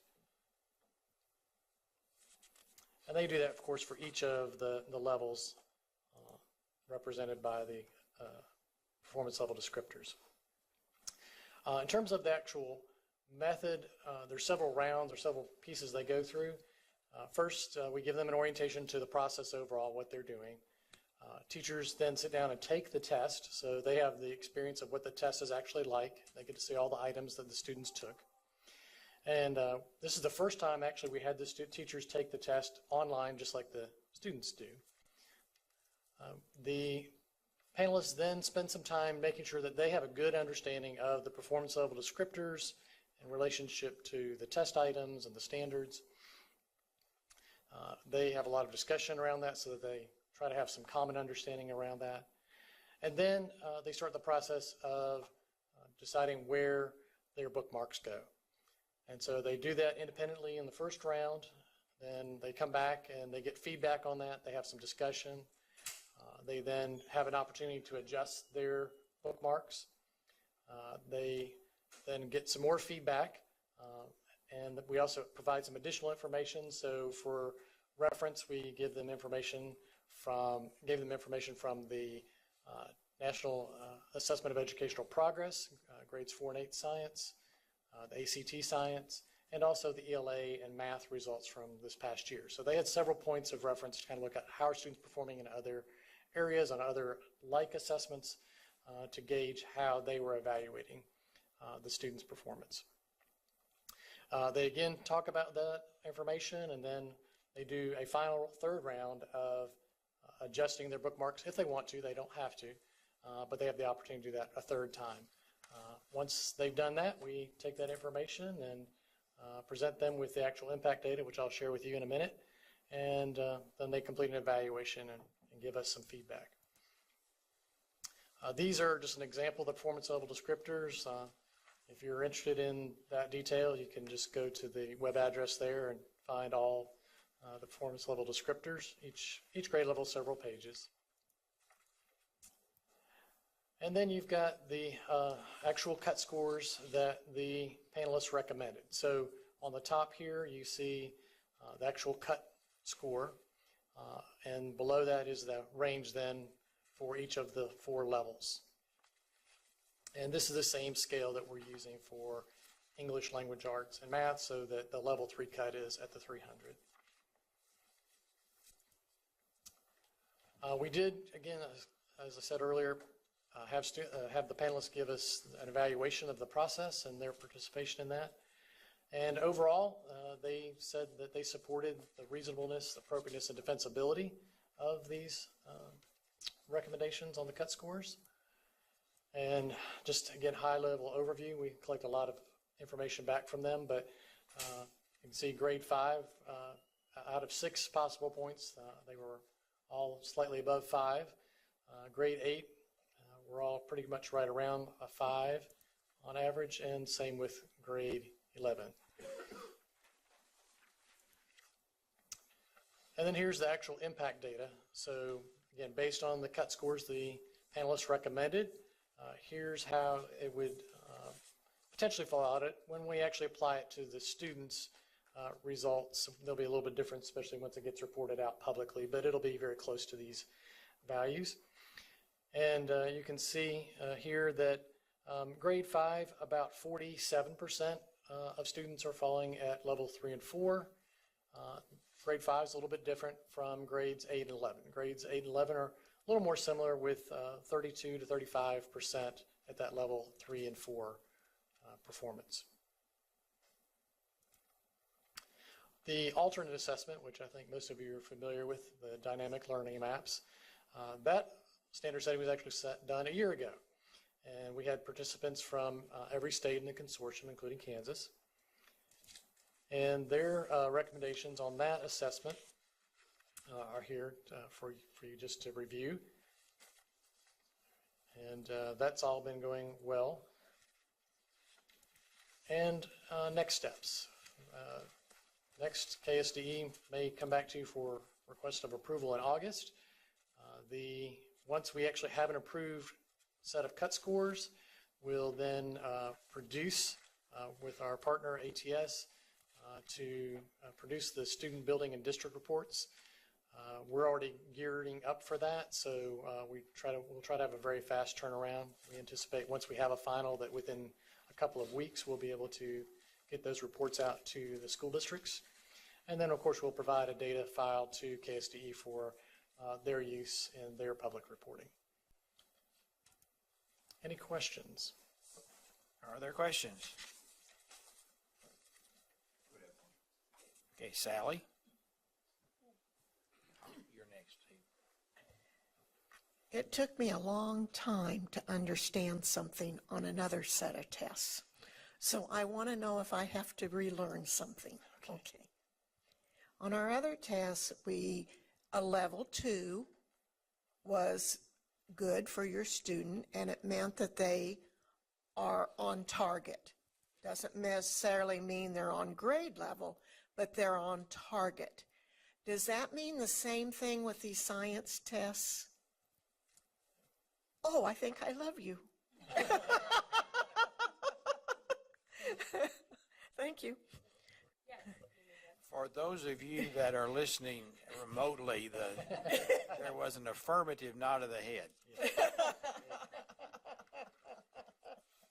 have the same four performance. We have the same 4 performance levels for all the assessments, except right now for the CALPA. But we're working on that. Steve. Thank you, Mr. Chairman. Do you envision a day when we would have an assessment that is adaptive, or is it better to keep it in a more static and more easily compared fashion? Right now, the plan is to stay with a fixed form for science, and probably likely, I think based on our discussions with the department, that it will stay that way. Thank you very much. Dina. Thank you. When I look at the cut scores,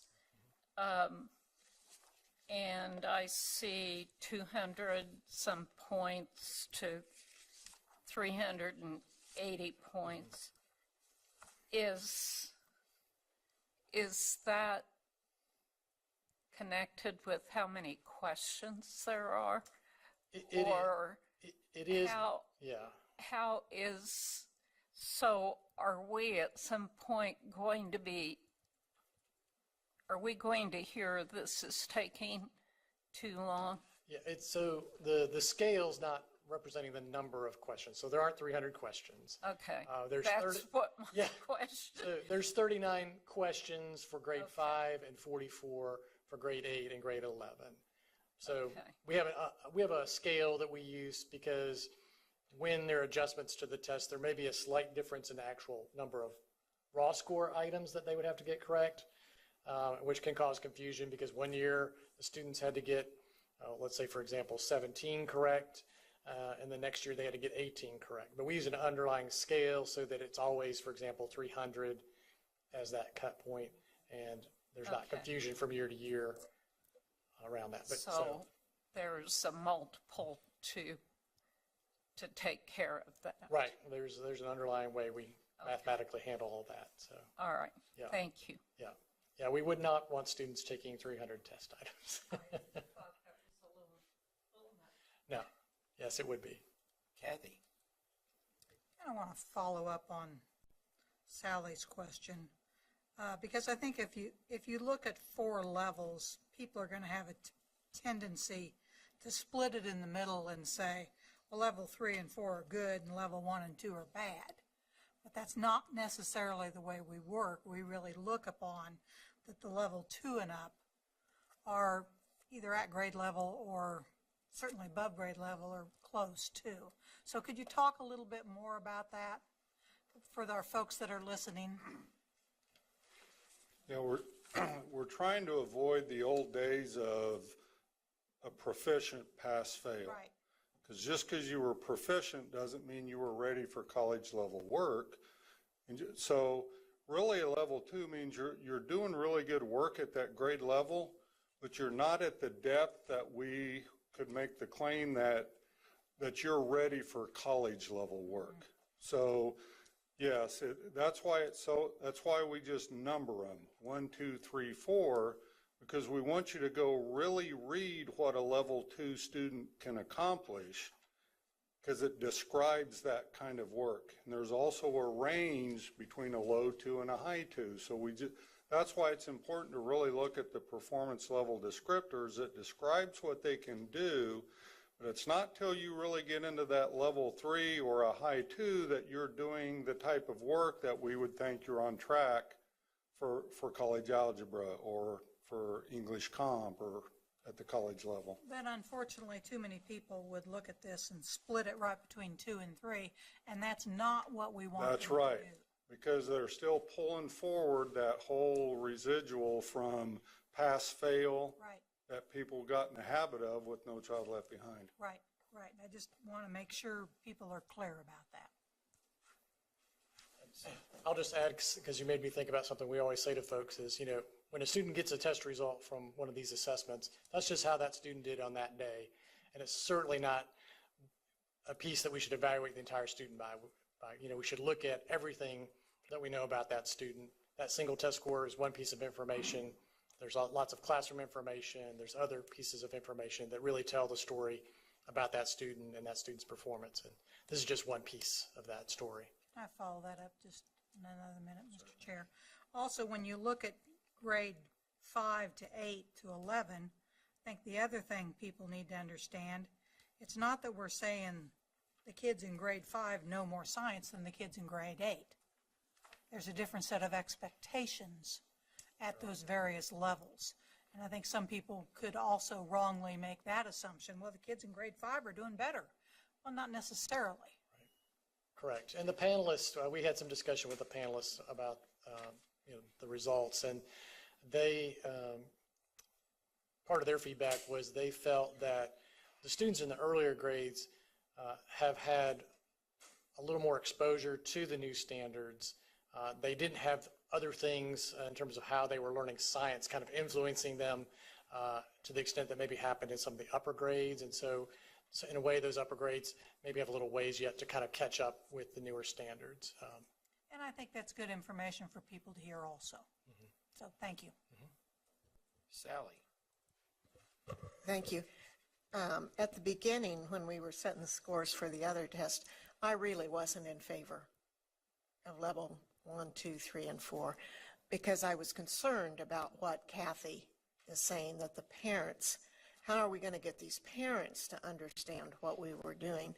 So I've been watching that pretty closely, and I have been amazed at how well our schools are doing in explaining to the parents what their children are doing.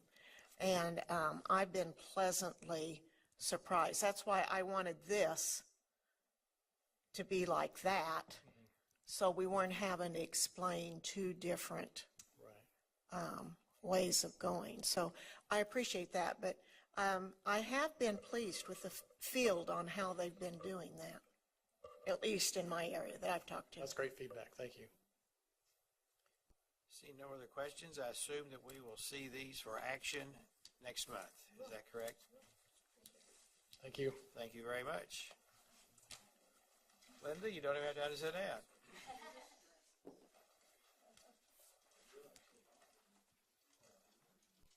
I came flying in because there was a horrible accident on I-70. So I left at 12:30, and it normally takes me an hour, and sat on I-70 for 30 minutes. So hoping no semi-truck was going to hit me while I was sitting there waiting.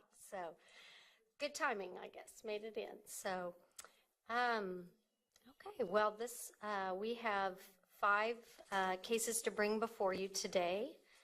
And the recommendation from the Professional Practices Commission is that you deny the licensure application for Sarah Kennington and then revoke the licenses of 4 different cases, Jamanchua Howell, Jessica Laster, Terry McMurray, and Claire Torres. 2 of the 5 are volunteer surrenders. 2 of the 6, I'm sorry. There were 5 revocations and 1 denial. And I'm happy to kind of walk through you if you these were all complaints that were not answered. No one requested a hearing. Questions? John? Thank you, Mr. Chair. I just have a question. Do we always, I thought someone mentioned maybe a year or 2 ago that sometimes we don't wait for a conviction to do a suspension or something like that? Right. Sometimes if Kelly Brewer's office is notified, then she will bring that right before if it's charges that, regardless of whether there would be a guilty or not guilty verdict found, that they would still come before us. There was a teacher in the Olathe district that was in the newspaper, I think back in May, that had been suspended with pay for having sexual relations with a 16-year-old, I think. And so I don't know if you have feelers out that grab stuff like that, and if you would bring that to us. Yes, and probably since that happened in May, sometimes what happens is the docket is full. It just takes a while to get to us, but generally speaking, lots of times, like, Kelly gets it as soon as she can, and she is working on relationships, hopefully, that school districts notify her office as well. All right, thank you. See no other questions. Motion, or Dina? Actually, I was just going to move that the Kansas State Board of Education adopt the findings of the Professional Practices Commission and deny Sarah Kennington's application and revoke the licenses. Maybe I shouldn't have done this. Demantua? I believe that's correct. Howell, Jessica Laster, Terry McMurray, Claire Torres, and Todd Kaiser. Is there a second to that motion? Steve Roberts seconds the motion. Further discussion? All in favor, please raise your hand. All opposed? Motion carries unanimously. Thank you so much. Don't sit for 30 minutes on the interstate. I'm going to go home Highway 24, the scenic route. Have a good day.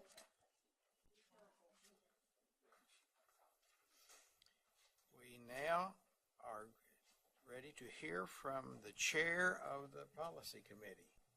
Thank you, Mr. Chair.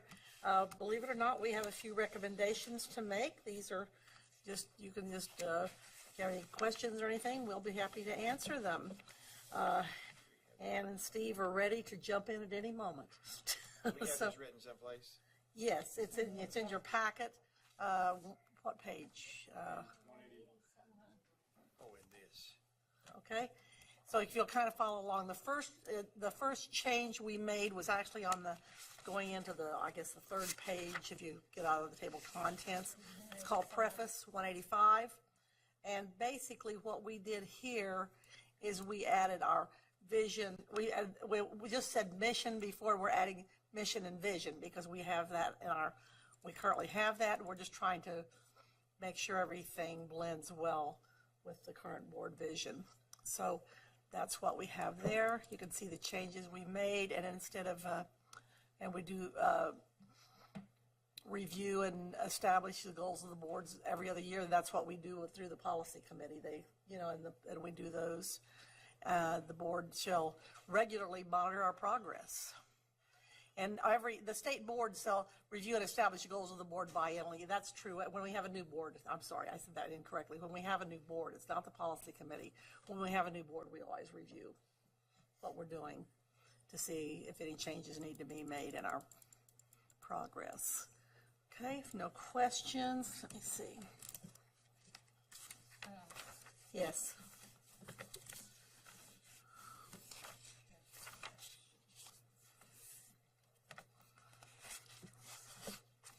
Dina has a question, Jim. Go ahead.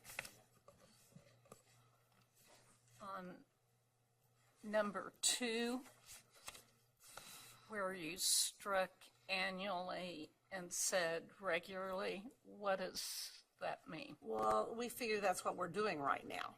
We're kind of reviewing what we're doing. So it's as needed. As needed, right. So we just constantly monitor what we're doing, and if changes need to be made, we change it. Okay. That's what we feel, instead of making it, being so concrete in it. All right, the next one would be on policy, let's see, no, let me go here. Page 188, okay. 102. Oh, I see what we did here. Okay, we just added envision, and then some of this cleanup is simply is grammatical. We put that instead of which, so there's some changes that are grammatical, punctuation, things like that. So we just added that in that one. And then the next one is 1003, which would be the next page. And there's nothing on that. I just had it. Add vision. Okay, I'm trying to look. Okay, vision. I'm not looking at the red. Okay. Then we go to, let's see, 106.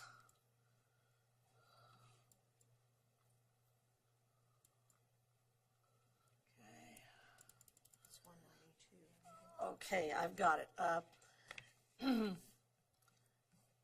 Number 8, we changed that, identify and utilize appropriate press relations.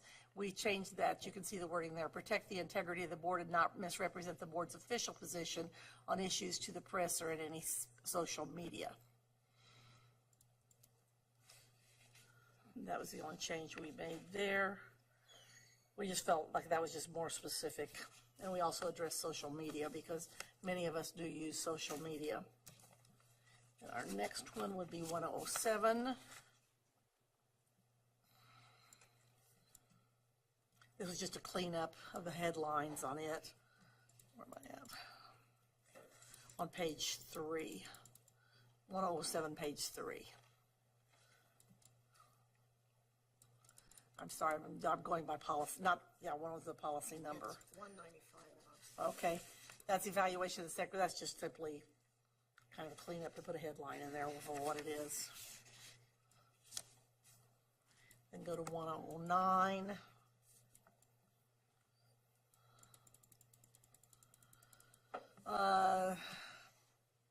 The Professional Standards Board, we just changed what they are.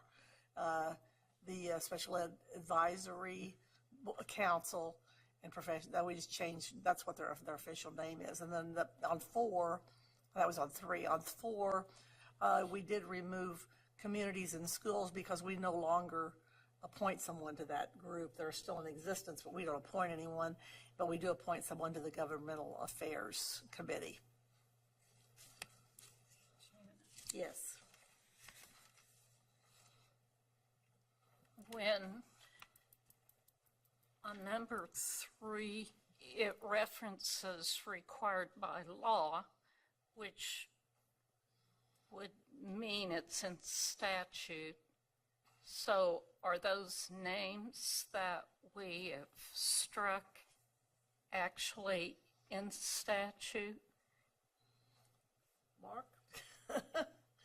And if they are, do we need to work with the legislature to make those changes. On 1,000, or if you're looking It's at a- 1,009. 1009 and go And down it's to number 3. 3. No, it's required by law, it says to appoint. So it must state in statute, I'm wondering. So is it?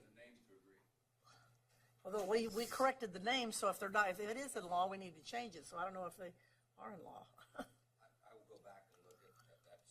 So it could be something that we recommend be changed, if that's the case. Okay, well, number 4 is just which we appoint at the request of the organization. Because I don't have any problem with the names or the stricken language or the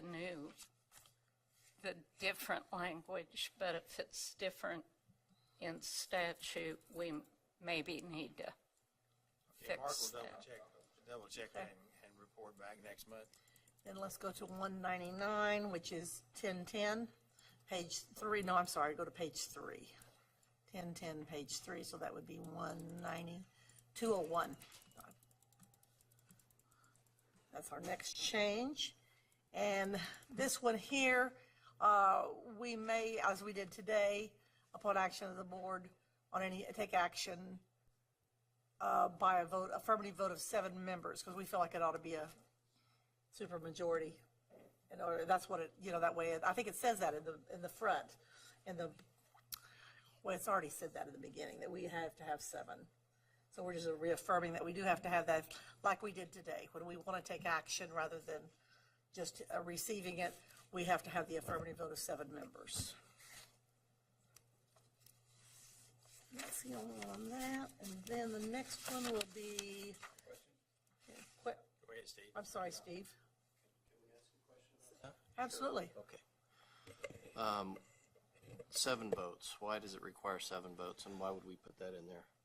In another location in the board policies, it refers to 7 votes, and the reason is because the Robert's Rules of Order require a supermajority if you're gonna change the policies or practices of the board, and the rationale would be because you want more than your normal 6 to pass something. Otherwise, you could come to every board meeting and somebody could change.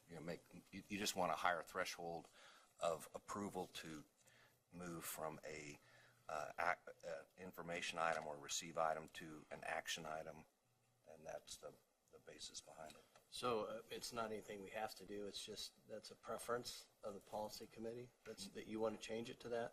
I mean, we don't follow Robert's rules strictly here. You follow them. Otherwise, we'd stand up every time we were recognized to speak. Nobody follows them to the technical, Right, follows them. so they're modified. They are modified, and your practice of the board has always been, and it's already in another location in the board handbook, and we're just making it consistent. So it's But already in if there. we wanted it to be 6, it could be 6. If Sure. that's the rule, if that's the will of the board, you could make it 6. All right, thank you. Okay, then we'll go to 2002, which is page 20, no, it's not, 23? I say I'm 23, but it's not 23. 209, I apologize. Go to 209. Skip 202. I skipped 202? There's something on 1010. 1010, did I skip 1010? Sorry. It would be 14 in your book. Okay, I did that. I apologize. 1010, I have 1010. Well, that's what we just did, wasn't it? No, we did page 3. And page 3. Oh, I see. Then we go ahead of page 4. Okay. Additions and corrections shall be made to the minutes by a majority vote of the board.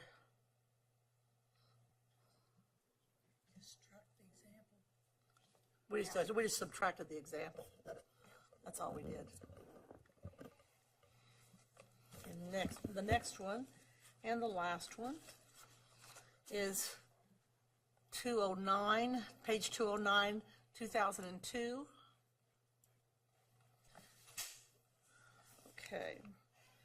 To assist the board, this is on the commissioner's performance. Monitoring and evaluating. To assist the board in performing its evaluation, the commissioner shall submit to the board, and we remove by February of each year, a list of performance objectives to be considered and approved by the state board, because sometimes that's hard, that's difficult. So he can do it at any time before that, and then at any time he chose to submit to us a list of performance objectives. He may want to do it at the end of the year, the beginning of the year, whatever. And then in October, the commissioner shall provide to the board a summary of progress on board goals. We adjusted the time frame to correspond with state employee performance reviews.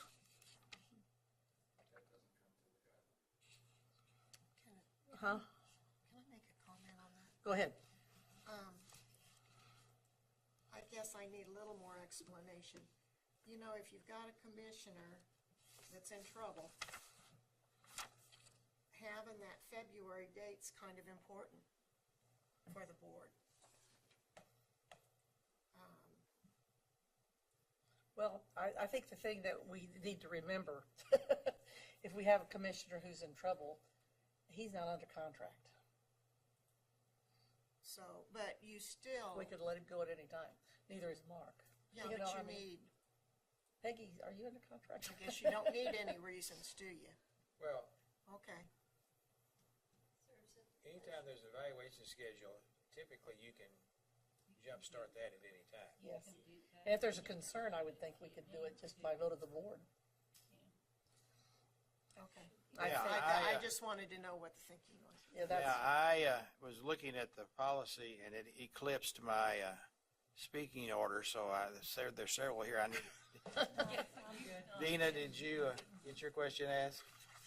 You can take my name. Kathy? John? Sally? I'm fine. They were just asking anyway, and I just said yes. Well, but I had it covered up, so I didn't see all that. So we were talking to Janet. That's all right. Anyway, if you want it changed or anything, please let us know, or, next month, we reviewed our guidelines this month. Next month, we're going to confirm what we've reviewed and changed. So therefore, next month, we will be voting on these. And then the following, that'll be August, right? So in September, we will present guidelines for approval, and then we're through. Thank you. For this time, yes, unless you did assign us something else. We can arrange that. That's what I figured. I just want to thank you all, the board, all the committee thanks you all for the opportunity to serve on this committee.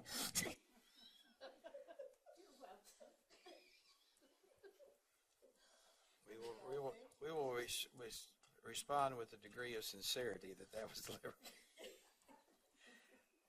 Several organizations like to set their meetings either before or after hours, and so this is my issue. I thought that if we could have a tentative dates in the future, so that because our January to December year, which is our year, does not correspond to the school year. So if we make our calendar dates in January, that's halfway through the school year, and the decisions are already made for the next year, year and a half. And I was wondering if it would be advisable, or if the board would consider actually determining dates 2 years in advance, so that other organizations could fit their schedules around those if they do. And so I'm basically, you have traditional dates for the next 2 years here, and that's all they are. And I'm asking, do you want to consider that? Ann? Oh, I eclipsed you again. No, I forgot. I'm just waving. Okay. So I take in 2019 then, Is the legislature under the, I think, are they under the same rule? They'll be installed basically a week later than usual too? Yeah, I think in the years that the election years, that it's typically a week later. Yeah. It's just that that year, the second Monday's way late, like halfway through the month, so, okay. It's always the second Monday. And do we need to adjust April then for John? That's actually the question I'm asking, if do we want to go ahead and do these so that people can make their plans, and if we're going to change them, it'd be better to change them now than after everybody else has made their decision. John? Thank you, Mr. Chair. I got caught a little bit off guard this last year because of the Emancipation Day that's celebrated in Washington, D.C. I think it's on the 15th, or I think it's April 15th, and then they celebrate sometimes on Friday and sometimes on Monday, depending if the 15th falls on the weekend. This year they celebrated on Monday, so that put the due date for tax returns the 18th, which we had scheduled a meeting here, but there was no way. So that's what threw me a little off this year, and it looks like the same thing could occur in 2018. If Emancipation Day is the 15th, which is Sunday, they'll probably have Monday be the holiday, and then the due date for tax returns would be the 17th, which is Tuesday, if we moved it a week. So I would miss that day. But that's only if we want to move the calendar to where we meet after our big due dates. If we do nothing except use traditional dates, what dates affect you, John? Well, as long as we can meet between midnight and about 7 o'clock in the morning, I'd be okay. And by the way, that's okay with me.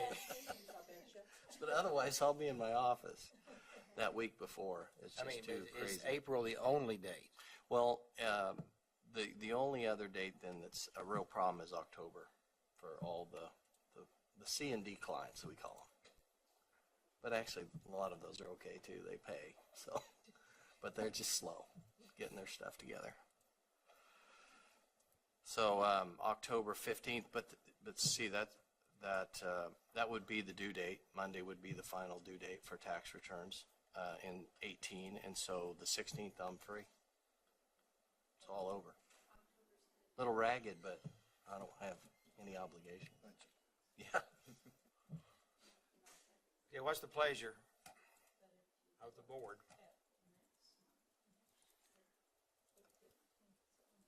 Well, I would like to see an alternative calendar put together just with those changes and as an option, and when it comes back. But I don't know if there's anybody else that would like to see that. Kathy? Could we ask John if you could check on that Emancipation date, the impact in April the next 2 years? And, yes, I could. And maybe from there we can kind of have a better idea. Mm-hmm. And could you communicate with Peggy between now and the next meeting I'll so do that that. we can put an alternative, Yes. put a John calendar together? That'd be great. Thank you. And at least give us the opportunity to look at that before we make decisions. We're not in any hurry here. I just think it's responsible for us to do things planning well in advance so that other people that make decisions based on our calendar will have that information other than being caught off guard. Very good. Thanks. Let's move on. I believe the next thing is, well, since people don't seem to be interested. I am interested. Don't say that.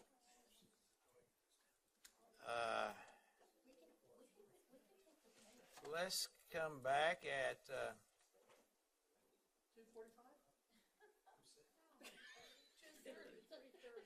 3:35. 2:35. 2:35. 2:35. Please return at 2:35. And somebody warn Mr. Dennis that we're early.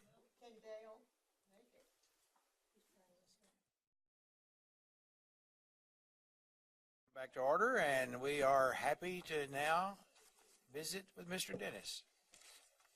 Hi, Mr. Chairman. couple things that I want to share with you, and we had our first budget workshop yesterday in Garden City. You always learn a few things. What would you guess is the two largest teacher shortage problems? What areas do you think would be the two toughest areas to fill? Special ed? Special ed? Kind of surprised. Special ed is one. The other one is elementary. Garden City's got 30 vacancies in elementary. There's another. And anyway, it's just surprising because 5 years ago, elementary teachers was not hard to find at all. They, you may not even have a vacancy, have 20, 30 applicants. But Steve Carlin said yesterday they had about 30 elementary vacancies. I was a little surprised at that. The other thing I want to share with you, and you may want to write this down if you haven't already, but I think it's important. On July the 18th, the court hearing on school finance will be heard. And if anybody want to tell us when the decision will come down, I bet we get asked that on the hour. Because we've told them we'll have the software ready for the budget. If we have to work all night, we'll get that done the next day, within a day. But I just thought maybe some of you might want to tell us when the opinion come down. They're all looking at their attorney. Anyway, we get, and I mean all size districts. When do you think you'll have it? Well, sometime the tail end of July or the 1st of August. You decide. I don't know when it is. But anyway, they're really getting nervous to get started because they got to turn it in the 25th of August. And the county clerks will give them a little leeway. They're kind and thoughtful, and they can't work all the budgets the same week anyway, so they'll help them out if they need to. But one thing's critical, very critical, and that is you got to have 10 days between the hearing, the publication notice, and the hearing. You got to have 10 days. If not, you get started all over again to give the public the right to give their input and so forth. So, and this becomes a little bit challenging in rural areas where you got weekly newspapers. Say they get the budget ready, you got to get it, a lot of them, this is not unusual, you got to get it the newspaper by maybe a Monday or a printing on a Wednesday night, and it comes out on Thursday, so that backs it up another 2 or 3 days. So anyway, just some challenges some of your folks that you represent, they're sweating out right now, but I had to call a big district this morning, and mostly it was a therapy session because we just don't know, and they don't either. So anyway, we're working on that. The other thing is, I wanted to mention, and I'll get to legislative matters. We had that first budget workshop yesterday in Garden City, and we'll be in Greenbush tomorrow, Oakley on Thursday, El Dorado on Friday, and the following Monday, Salina, and on the 21st, what's that, Thursday? Friday is Topeka. We've already had one for new superintendents and tried to introduce them to the department. Whatever, we had a bunch of other folks involved besides just us and visit with them, and about 25 of them, and quite a rate. It seemed like a pretty good, sincere, caring group of people, though, that was taking those roles. The other thing I wanted to share with you, we haven't talked about it very much, is Senate Bill 21. We gave you, you can look at this at your leisure, but we gave you a summary of that, and that's working after retirement. They made significant amendments to that bill, and in summary, anybody less than $25,000 in a capered position, they have to pay a surcharge of 12.01%. That's less than it was under the old law. Anybody, and there's exemptions. Substitute teachers are exempt. If it's people that's not going to be the 630 hours, they're exempt from this process. Anybody, and say for example, you have a teacher, and the first $25,000 you pay 12.01%. You go above 25,000, it goes to 30%. And that's what they've been paying for new people. But school people, as a general rule, Craig, I'd say they're pretty excited about it because now they can decide who to hire. They don't have to worry about salary caps. And so it's pretty significant change in the philosophy. And we don't have to make those. Nope. Remember you picked the top 5 toughest to fill? That's gone. Right now, I tell you what, our biggest challenge is really, I think, is get more kids into teacher education programs. And the biggest impact, we can do a lot of things, but there's 2 things that helps drive that train, I think. And it's not the kids' enthusiasm is there, is do we pay them enough to make a living? Not get rich, but to pay them enough to make a living, and give them decent health insurance. Health insurance is a big deal, and I can't help but admire Wichita. Their plan is phenomenal. They pay about round number $700 a month for each employee, and it covers all the family. And they have all kinds of little contracts around Wichita, help them. We have another district this year is going to try something new. They're going to try to employ a physician and a nurse practitioner themselves. They work for the district, and they're hoping that everybody in their plan will come to them first, and it saves that $125, $150 office call. And I bet you they can pay for it. They're big enough. I talked to the district the other day about this. I said, you got a small town, you got a physician there. I said, go down and contract him with him for, so much per month, and he takes care of any of your people. Just so much, flat amount. It might help your insurance, and you might pay for it. Say you give us so many slots. Anyway, but a lot of communities you couldn't, but we got to do something a little ingenuity, because if you have a bad experience, it is really tough.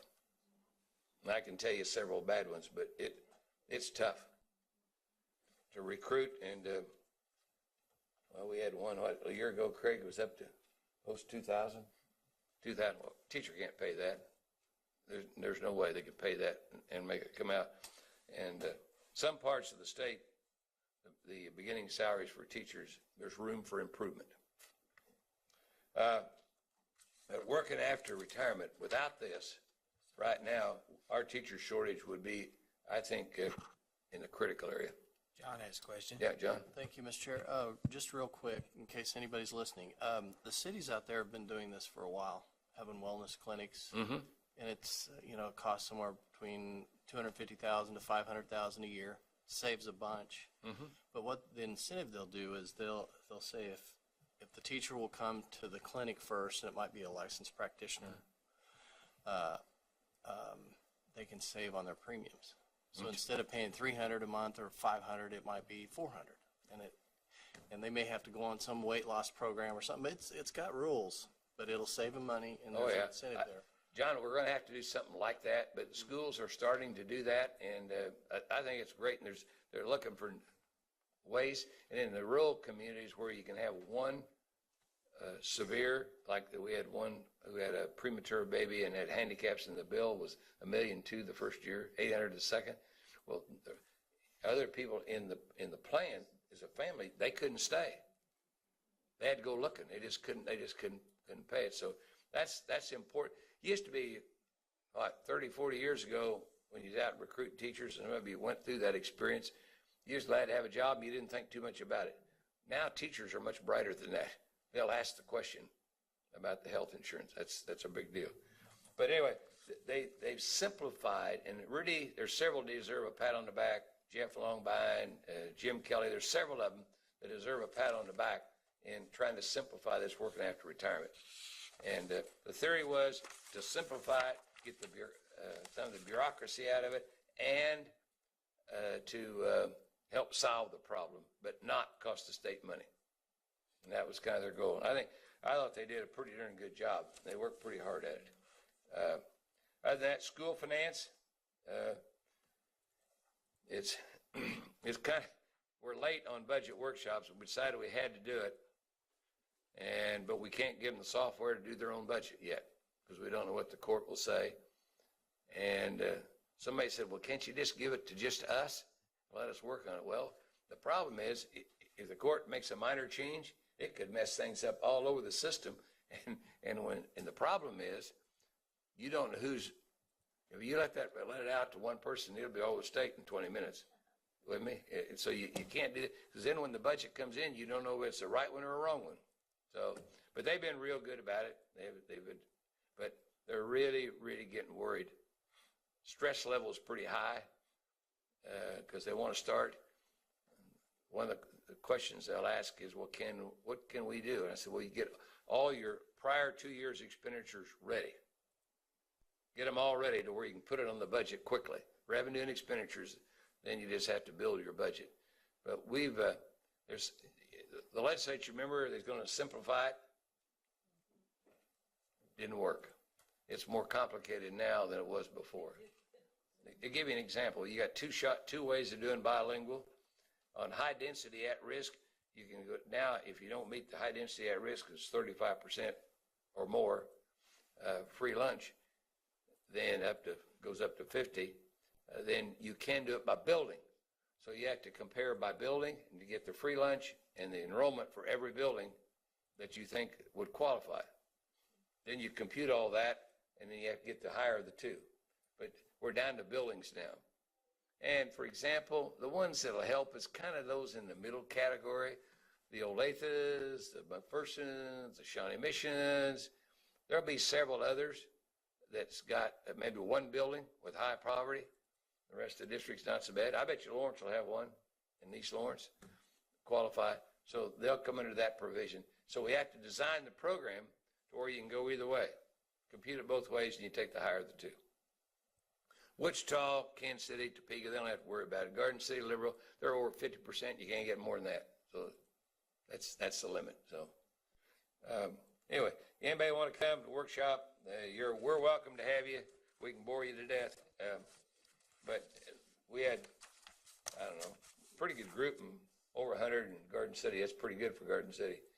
And I don't know, we're going to Southeast, and last we heard of the 147, the room only hold 125, so I'm not sure what they're going to do. But anyway, you're welcome to come anytime, any place, and I'd be glad to try to answer any questions. As we go through this new law, we find little caveats and little unique things that you didn't know was there. And that's just part of a law that's 100 pages long. You come up with little things you thought you were aware of, but you learn with a little experience. There's probably a caveat or two in there that we hadn't found, but we're still looking. I go into Craig about once a day and said, tell me what we've overlooked and we forgot, don't know about. And he said, well, if I know about it, I'd said something. Yeah. Shawnee Heights. Here, there it is. Tell you where to go and how to get there and who to call so you can have lunch. So, any other questions from anybody, Mr. Chairman? We'll be glad to try to answer anything we got about that. And it's there's a lot. We've been dwelling real hard on bilingual and at risk and spending your money wisely to make a difference. I mean, they get tired. I'm sure they're tired of hearing that, but we talked about it yesterday. What, 4 times probably, at least. So anyway, and that is the legislature is going to watch that like a hawk. We gave you the money for it. Did you spend it for the right kids? So I think that needs to be a real strong message from all of us. The money is going to have to be spent where it was designed for at-risk kids, and if not, there will be consequences in the future. Mr. Chairman, the other thing is, too, is that they're going to look at that. The other thing they're going to look at what we do about teacher salaries. They'll look at that. And there's some shocks. Most of them know it by now. But when you go 2 years with flat, and you got somebody, well, Spring Hill's a good example. They're growing about 125 a year. Well, now you implement it, they're going to have, so there's 250 kids the last 2 years that hadn't been funded. And then you got others going down in enrollment, and they put a little bit of money aside to try to help them. Ann? Thank you. I noticed in the plaintiff's comments on the first round, they talked about how the schools, it would be impossible to get the money to these specific kids, particularly this year, because they're waiting on our best practices, right? that we don't have to have out till next year. I don't think that's a very good reason not to serve your kids if you got the resources to do it, to be honest. We have to do that, but we got time to do that. We have to do that by next year, I think. Yeah. But they're bright, sharp, intellectual people. They know what kids they got that need service, and if they get the money, they ought to start on it yesterday. Well, it's not that they wouldn't do that. I think they said it could only be spent on those kids. But like right now, if you have a whole classroom of kids and maybe 80% of them are at risk, you don't make the other 20% leave. No. Does that make sense? Yes, that's correct. But it's how you spend the at-risk money for the 80%. That's the secret. Okay. Yep. Mr. Chairman, I'd be glad to try to answer any questions. I appreciate the opportunity to visit and vent. Thank you. John? Thank you, Mr. Chair. On this Senate Bill 19 that you're referring to as far as at-risk funding and how it's being spent, the clawback on that, if you read the wording, I mean, the devil's going to be in the details. And how do we know? I mean, it says among other factors, but it talks about state assessment in math and English, ACT scores, 4-year graduation rate. So is that something we're going to look at and say, these are the items that we're going to be holding your feet to the fire, and if this doesn't work, then you're going to not qualify for the weighting in the succeeding year? I think what you have to come up with a list of best practices for them, and they're saying we're looking at data. Mm-hmm. Yeah, and results. Then the results will come later, and if you don't have results, you don't get good results, don't have improvement, then I think there'll be problems. No doubt about it, John. Who determines that? Do we do that as a board? You will. So you would. Yeah. So are we working on that? And when will that come to us? Well, your first round will come to you this next year through the accreditation process, and then you're going to get a report each year how schools are doing. You'll see Brad will go through the post-secondary results with you tomorrow. Who's going to determine what factors? Because it says among other factors, Oh. so it's wide open. Well, but we're going to look at your outcomes, your goals. So first thing, we're going to look at the definition, how are kids doing in those 5 areas, disaggregated. You're going to look at graduation rates, post-secondary success rate. That's what people are going to look at. Now, I think as a school or as a district, you could say, well, here's some other factors we want you to also look at. But I think there'll be some commonalities there between all schools that you've laid out.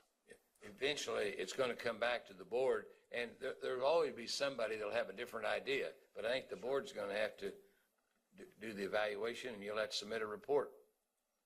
In January. Yep. The first one would be this January, which obviously will be setting up and saying this is what we're going to measure, because we're not going to have anything between now and, well, we will, but not a lot. But John, you're right, and there are things that the legislature looked at and said, here are things that we'd like to see reports on, but there's other things that we can report to the legislature. But one of the requirements of this law is that we come back in January, each January, and report to them. The one thing that's really important, I think, is to get across the point that you don't evaluate a kid on one day on one test. Or school. That's right. There's multiple ways of evaluating that kid, and kid may have been sick, may have family problems, whatever. So, but it's important that you have multiple measures, and I think that's up to us. I believe it's up to us, but at the same time, we need to be talking to leadership within the legislature about what they are expecting as well. We need to answer their questions and not just say this is us and this is who we are and we're not going to listen to you. They've given us a suggested list. Now we need to come back, and we should be working on that, pretty much starting now, what we expect to be reporting in January. Yeah, the folks will be coming to you about best practices. That's true. They will. But the real issue that I think that's don't come across as well as it should, and that is we kind of flattened out and maybe even dropped a little bit in achievement levels in some cases. Just turn it around. You don't turn it around quickly. It'll be a slow process to start the improvement level. You can start improving, but to get where you're headed and where you want to go, you don't do that overnight. And getting the money, you're not going to get a lot of big jumps in 3-4 months. Yeah, but we're going to have to find a way to prove to the legislature that our system of accreditation meets their requirements, and so those other factors are extremely important, meets what they expect for accountability. That's correct. No doubt about it. And that was, that was discussed on. Every day. Yeah, just about. Yep. But it'll go through you, or it goes there. Any other questions? You indicated that you really wanted to answer our questions. The next one I ask, you're not going to want to ask. You're not going to want to answer. But I understand that about 25 years ago, you took a vacation. Somewhere in that vicinity. What are your plans to take care of yourself? Well, when I get the budget all out, all the budgets adopted and get caught up. Yeah, that's true, though. I was kind of brought up, when you get caught, you don't take vacation, you get caught up. And I haven't got caught up. I'll be asking that question again in August. I appreciate you guys, really do appreciate it. And I think, appreciate all your help this session. I think it had an impact. I really do. It came up, it's in some of the court briefs, so I commend you for your work. Thank you. Thank you. Motion is in order to approve the consent agenda.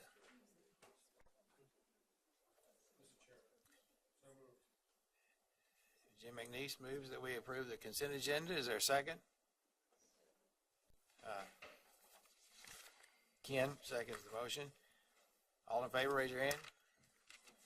All opposed? Any abstentions? 9 yes, 1 abstention.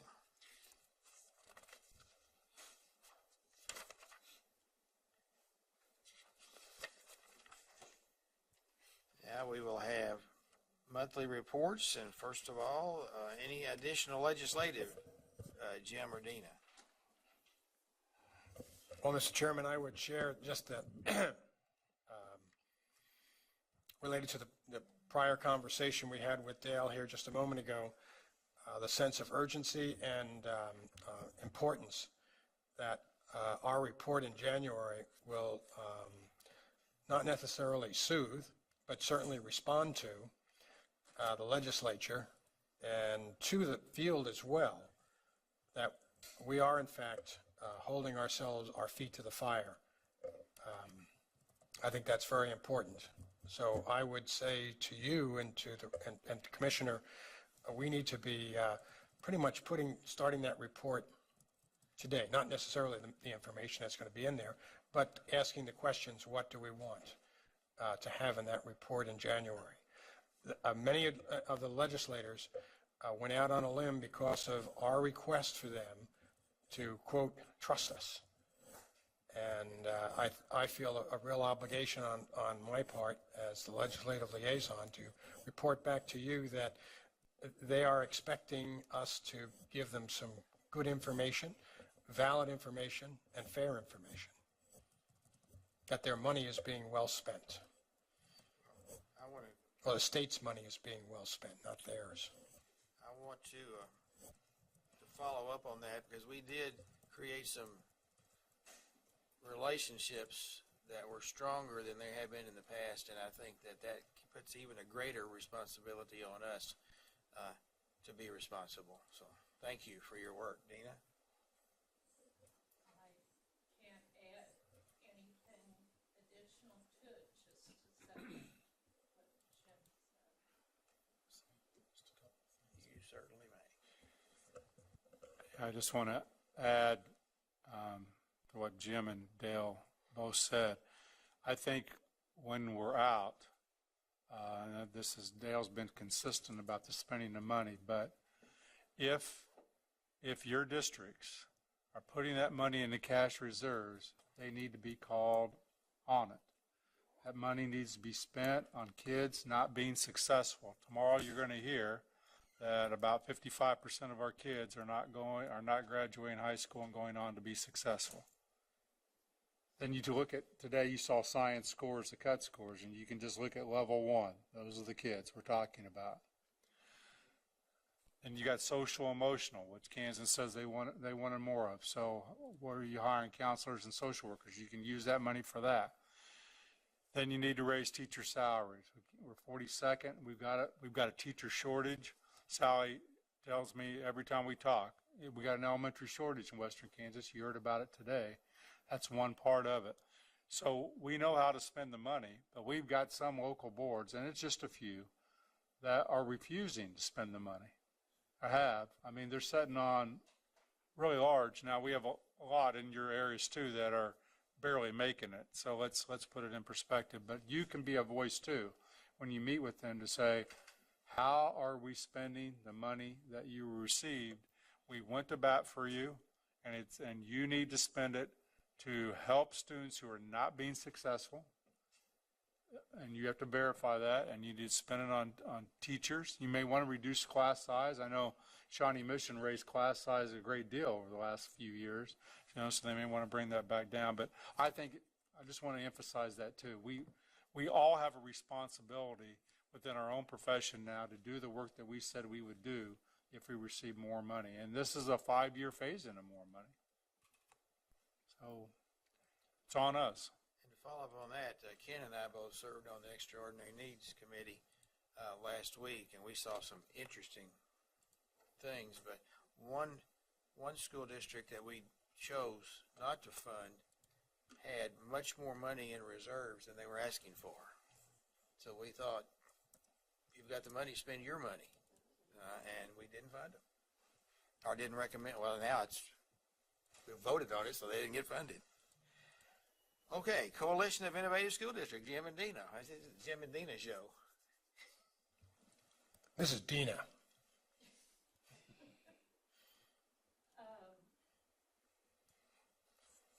Actually, we approved the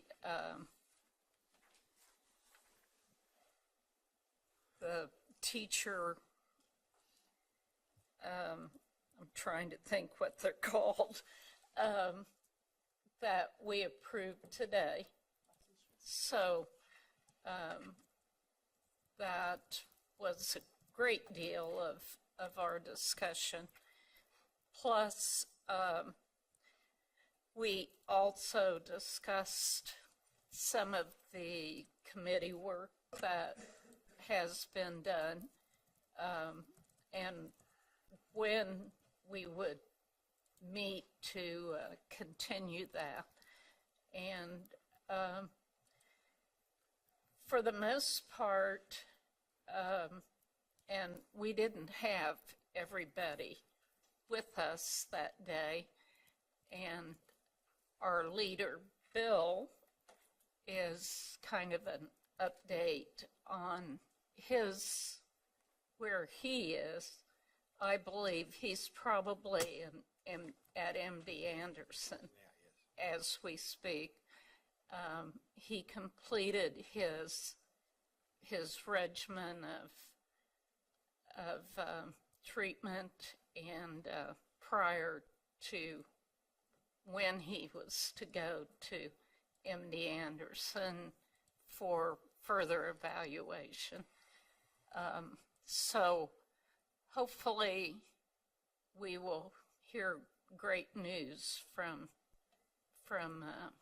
that experience that he has. So I know some of them also talked about this being a part of the 7 districts. Bill indicated he would have loved to have done so, but because of his health, he felt that this wasn't a good time for the district to get involved. But he's looking forward to all the things that will come out of this experiment, this pilot, this trip to the moon that we are embarking upon. And Jim, you can add some other things, I'm sure. No, I can't. That sums it up. Thank you. Anything else on policy, Janet? No, thank you. Are there any other committee reports? I have one from the Communications Committee, and I will just tell you that we have had a couple of meetings, and we will be bringing a new report or design of a plan to our next meeting to move forward through this next year. Thank you, sir. Any other committees? Not? Mark? I didn't get a monthly report out this month, given the timing of the board meeting and my travel, so I will send that along later in this week or early next. The only thing I would report is that there were some legislative changes regarding executive session, and it's similar in terms of the disclosure or the motion that the board needs to go into for executive session, although it's slightly modified that in that the subjects to be discussed have to be a little more descriptive, and there remains a justification, and I'll get with Peggy and make sure that we go over the language to be used in motions to justify executive session going forward. So on the rare occasions we have executive sessions, you just need to make sure we're legal. That's right. Individual reports, we'll start with Jim and work this direction. I'll spare you and just say it's been a good month. Yeah. I haven't done much travel yet, but did, as Jim mentioned, come in last week for the Extraordinary Needs Committee meetings, and we were able to complete that work and make the recommended disbursements and have some money left over in case there are new needs that might come up in the between now and that are just not known at this time. And I'll just reemphasize what we found there to be rather concerning is that there were a few superintendents who came in who honestly didn't seem to have a grasp of what's going on, and one in particular had, as Jim was recounting, had $250,000 or something like that in his at-risk fund, and we asked why that was, and his response was that well, you know, my board likes to keep those balances high. It wants to keep that number up. So he obviously didn't understand what at-risk funds are for in the first place, and he also had a similar amount of money in his contingency funds. And so he just in the business of running up fund balances. So that's disturbing. It's disturbing to hear it here, and those are the kinds of things that really upset the legislature. So we need to help, I suppose, get that word out that they need to be responsible stewards of the money that they receive and use it where it's most needed. And so that was an interesting exercise. The last time I had an opportunity for that exercise was August the 2nd of last year, and I made it into that meeting and went from there directly to the hospital and never got to participate. So I'm glad we got another round so I could have the fun. So that's it. Thank you. And we appreciate your participation in that session. Ken. Yeah, my pleasure. John. I'll pass, thanks. Steve. I'll pass. Kathy. Chair, a couple things. Just an update on the High School Activities Association. The classification recommendations, they made 2 classification recommendations. That passed the executive board, then the board of directors, and went out to the various schools, so the 6A through 1A, and they actually passed both of the classification recommendations. One was applicable strictly to football, and kind of reorganized a little bit how they do the playoffs and such, and that passed with a real overwhelming majority. The other one was all of the schools, and it had to do just with classification numbers, and that passed. 4 of the 6 groups, the 1A through 6A, had to pass that, and 4 did pass that. So they've done some reclassification. So it will move some districts either up or down, depending upon enrollment basis, and it will change some of the way they're doing playoffs, not all of them. So that information is out to folks. Actually, after they passed, we didn't get a lot of feedback from folks. So now once we hit playoffs, it may be a little different. They say, what? We're doing what? But that information was widely disseminated, and folks did vote on that and had an opportunity to vote. So we also, Gary Musselman will retire at the end of this calendar year, and there has already been an executive. His successor has been hired, and it's an executive director. He's on board this year and will spend this year transitioning with Keisha. And it's Bill Faflick, who was actually assistant superintendent down in the Wichita district and has a long experience in athletics and activities in that region. So he will be taking that position when Gary retires next July, I think it is. So that information. One of the things I wanted to bring to everybody's attention, you know, we talk about student engagement and kids being involved in activities. The High School Activities Association does, of course, you know, they do all the athletics, they do the music and so on and so forth. They have a couple other organizations that I think are really helpful as far as students getting involved and leadership opportunities for students. And one, of course, is Student Council. And as you know, Student Council is an elected type of position. And, you know, but again, it usually appeals to sometimes different kids than the athletics and the music and the theater appeal to. But then there's another organization called KAY, and I just tried to remember and look up what exactly those initials stand for. But it is a leadership service organization that it's not an elected, so kids don't have to be elected to it like Student Council, but it is an organization that a number of school districts have in their schools, and it really allows a lot of participation from students in these various school districts. It's an organization that at some point in time we might want to, you know, have somebody come over and talk a little bit about, because I think when we all think of Keisha, we think of sports and music. We don't think of some of these other organizations. But these other organizations, some of them are things that kids can get involved in as we're trying to get all kids engaged in something.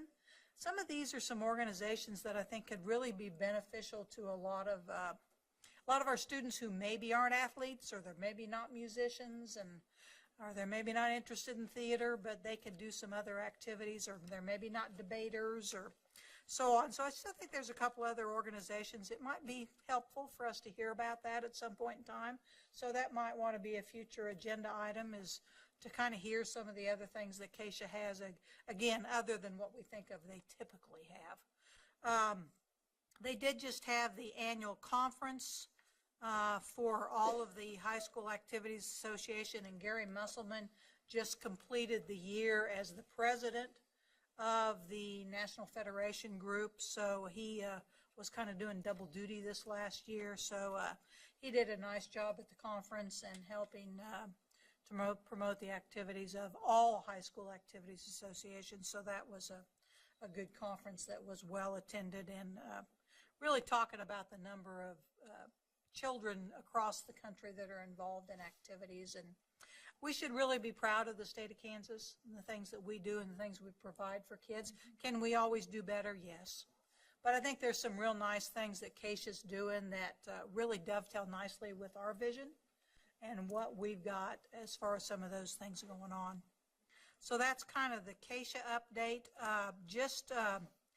Kind of want to go back to the Mental Health Advisory Council. I talked with Colleen after this morning's session, and we'd like to try to get the invitation out to people that are on that list. I know you have that, this one.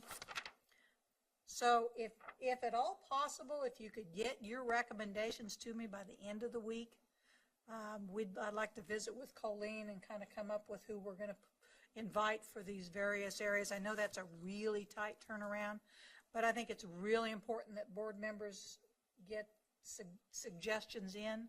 So if you want to email those to me and Colleen, or to me, whatever you want to do, somebody that you'd recommend from your area for those various different categories as far as a council member to be on those various, on that mental health advisory committee. Okay. Thank you. Janet. Thank you, Mr. Chair. I attended a juvenile justice meeting, and we are looking at various things. And but the most important thing, I think, is as of July 1, they had $12.3 million to reinvest in communities helping with these students who are no longer in the system. You know, they're trying to keep them out of incarceration, you know, that are on other minor offenses, and keeping them from having recidivism. And that's another thing we're studying, but that's in addition to the $9 million earlier. That's the good news. The bad news is schools get none of it. But it's an interesting, they're working hard on this committee.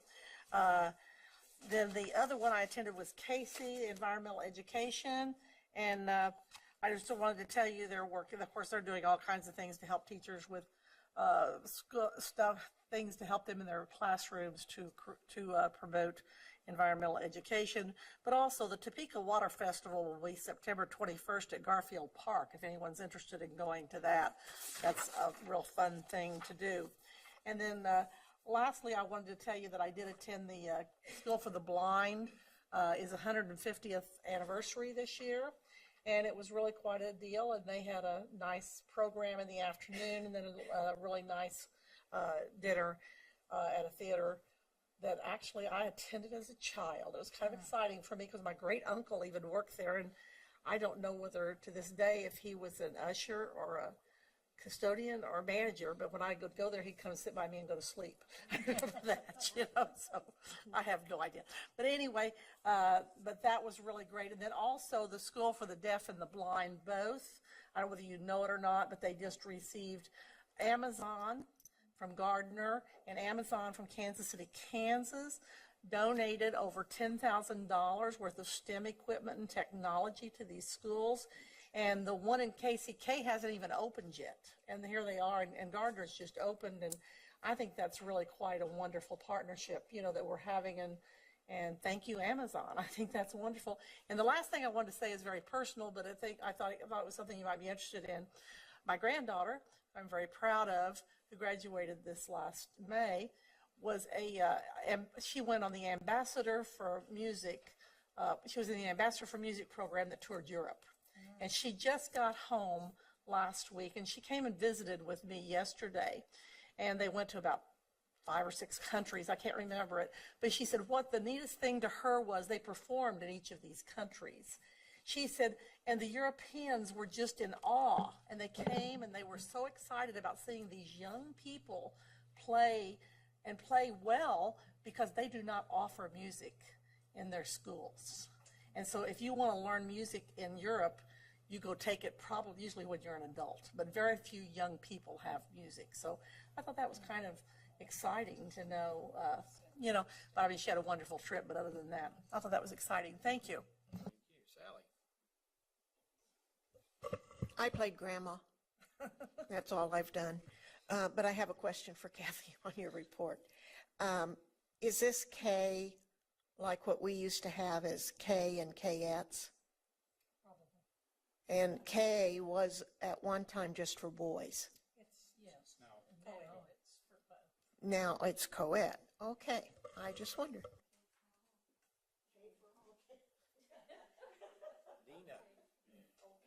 Dina. Thank you. I'm being too wild. Oh, well. I can help you. It Forget happens to me all the time. Forget that.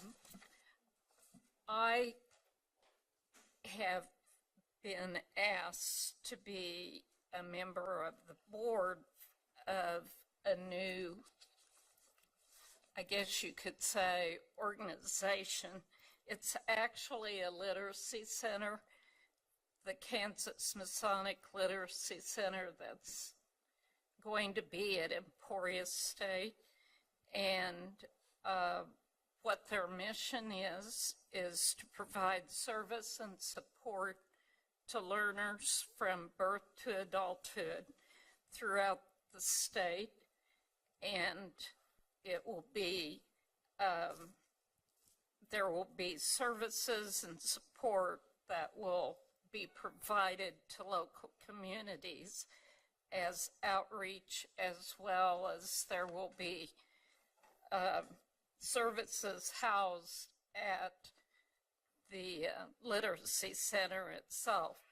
And the principles are family and culture, social interaction, developmentally appropriate literacy and language, learning experiences, and learning from each other, and that's adult through birth through adult, and research that will provide the theoretical foundation for literacy development. And there will be target schools to start with. And so, as I'm not sure which schools are going to be targeted at this point, but eventually it will spread across the state. And the idea is to work with the Masons on this issue because it is a project at the Masons. And our first meeting is August 4th, and so next month I hope to be able to tell you a little more. And I also think it would be a good idea to invite them to come and present to this board, because I think literacy is certainly one of the things we are all interested in promoting. And I think it would be good to know what other organizations across the state are doing to, and perhaps partner in some way with them. So that's my basic report. Thank you, Ann. Thank you, Mr. Chair. Well, probably the most fun thing, I don't know, I had a lot of fun things, but I went to the Blended Learning Conference that Santa Fe Trail hosted. I think Greenbush put it on, and I went to several workshops, and it was so exciting. You guys are probably way ahead of me on all this stuff, but learning how to use computers and, you know, all that stuff and blend it with direct teaching. But it was really fun to see how excited the teachers were to learn about new programs and learn from each other. So that was really fun. And then the Tech Ed, the Kansas Advisory Committee on Career and Tech Ed met this month, and I continue to be impressed and pleased about the commitment that business people have to K-12 and career paths and helping us develop a workforce for tomorrow. They really believe in what they're doing and very serious about it. I know they're really concerned because we're losing Jay Scott, and are hoping that we get that filled really quick, so we don't, you know, miss any steps, because there's so much to be done. And every month we approve new career paths, working really hard to get a lot of good things in place for 2018 now.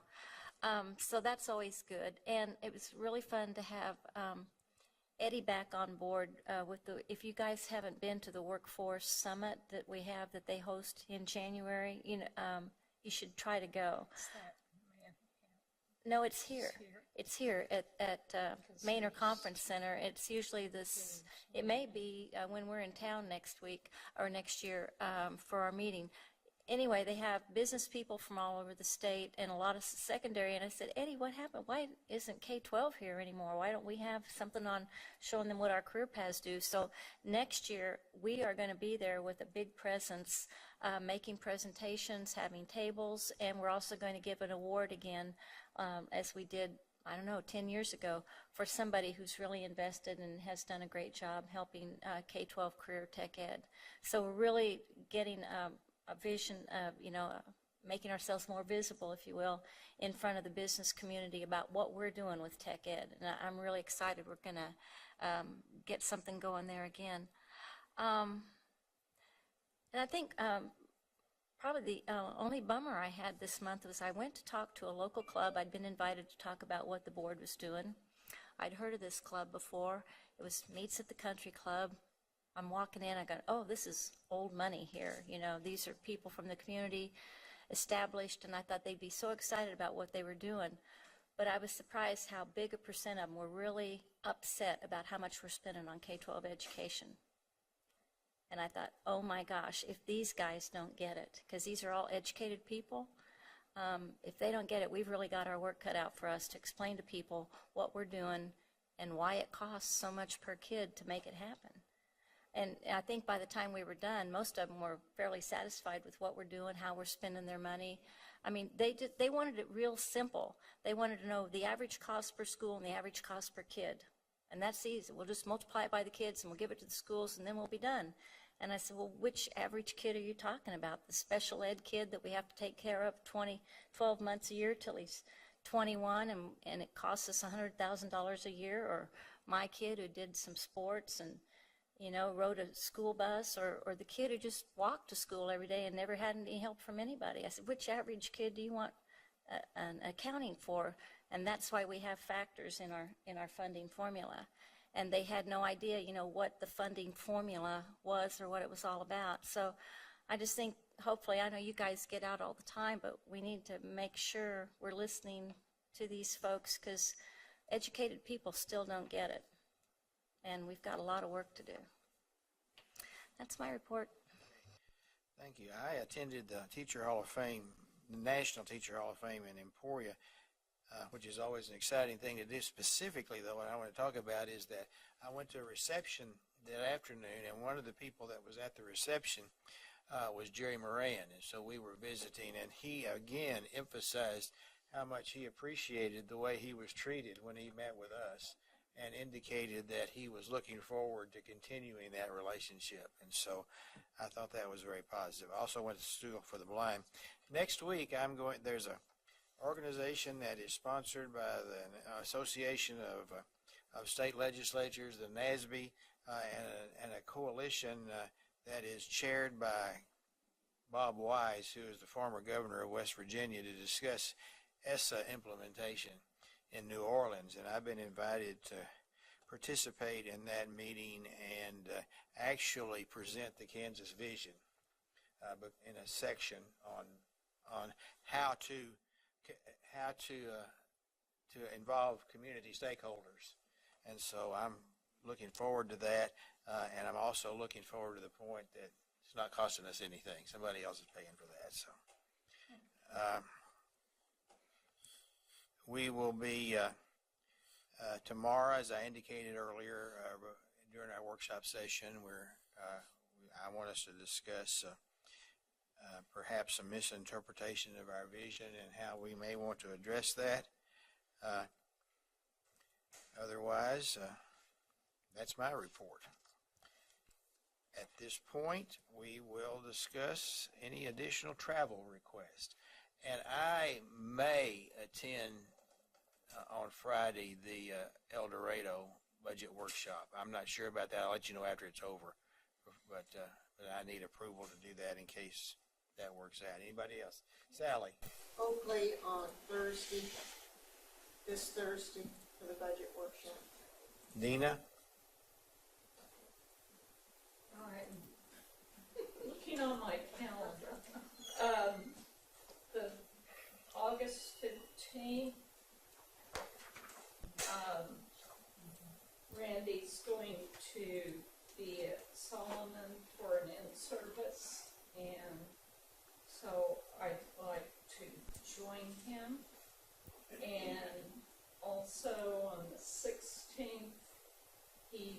going to the Washington, I assume it's county school district, so. Is that mileage only? And, yes. Anybody else on this side of the table? Kathy? Yeah, put me down for the El Dorado one on Friday. Again, I'll let you know if I don't go, but I'm planning on it. Anybody on this side of the table? Ken? Begging to put down the August 11th in service of the person. Anything else? Motion is in order to approve the travel request. Sally moves. Is there a second? Kathy seconds the motion. All in favor, raise your hand. All opposed? Would like for you to take notice of the time. Do we get future agenda items? Was I supposed to do that when I did my board review? Yes, but you may, well. Okay, I'll be very quick because we have broken a record, I think. Hurry up. Okay. After I kept asking this ESL question today, and have for years, they said it was in the professional standards. Is that right, Kathy? Yes. Either in a presentation or in a Friday letter, could we get a list of, or something that lets us know what's in that? Or a review of it? We'll or be happy to have a full presentation where you can ask questions about that. Okay, because that just blew my mind. I've been asking it for years, and that's the first time I got a solid answer. And so I really appreciated that. The other thing I was going to ask you, Randy, on the blind and the deaf,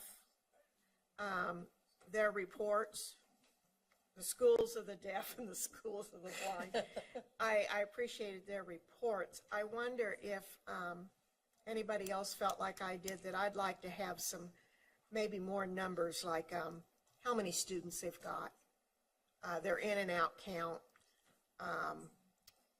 How does our school stand compared to maybe other states? Some of that information. Then my question to you was, are we utilizing, you know, where they send the principals to get leadership? I think KASB has one or whatever. Have we ever sent those to the School of the Blind or the School of the Deaf to leadership training like that, where they might mingle with other principals? Do they go to the superintendent's? Well, no, they wouldn't. Do they go to the principal's meeting?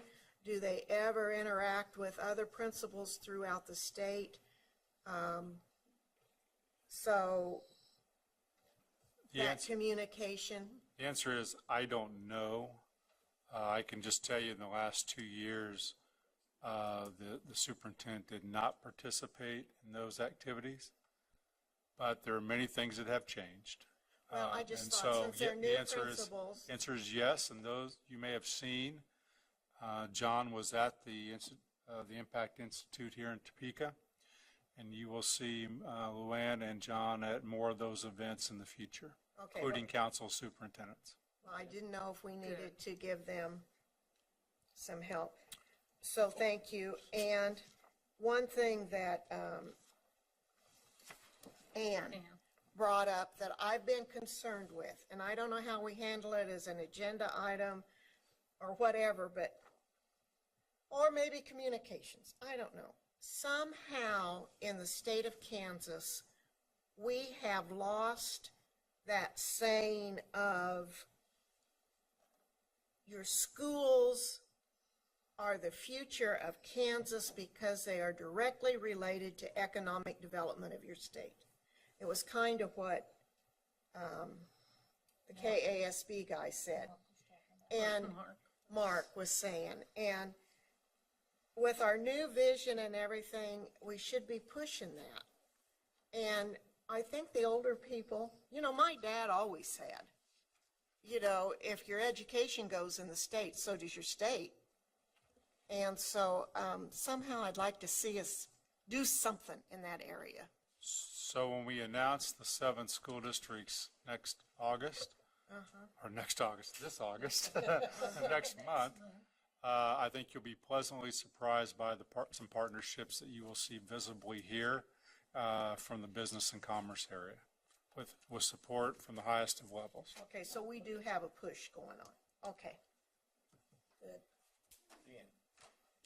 I had an interesting visit with a gentleman, I think John probably knows him because he lives out in his area, who's a former utility engineer, and then he was a teacher for a while, and he got real invested in a classroom environment because they had him teaching in a basement classroom. And he noticed kids were really sleepy and such, and he decided he was going to check the air quality, and he found the CO2 levels were 2.5 times normal. He says, maybe that's why my kids are falling asleep. And then one year when they decided to move all the annual testing down to the basement, he said they had the worst results they'd ever had. Kids were actually falling asleep at the monitors taking these tests. So he got real interested in environment. In fact, he checked their school for radon and found out it was way out of touch. But I guess we don't have an environment department here, so I'm going to look at it. But I thought before I do a lot of homework, I just wondered if any of the rest of you had ever gotten into that subject about physical environment of the classroom, because if not, I'm going to go over to KDHE and find out all about it. And we used to have a state architect that all building plans had to be reviewed by and signed off by. That it was part of our agency, and that environment would have been under that. But in the last several years, and it's been now, time flies, maybe a decade, we have not. So it's health and environment that oversees that type of. Thanks. So I don't know if it's a future topic. If I find anything really interesting, I'll ask it to be one. Anything else? If not, we are in recess until 9 o'clock in the morning, right here. My gosh, and you were so worried. It's a regular meeting. I will not be. And he was so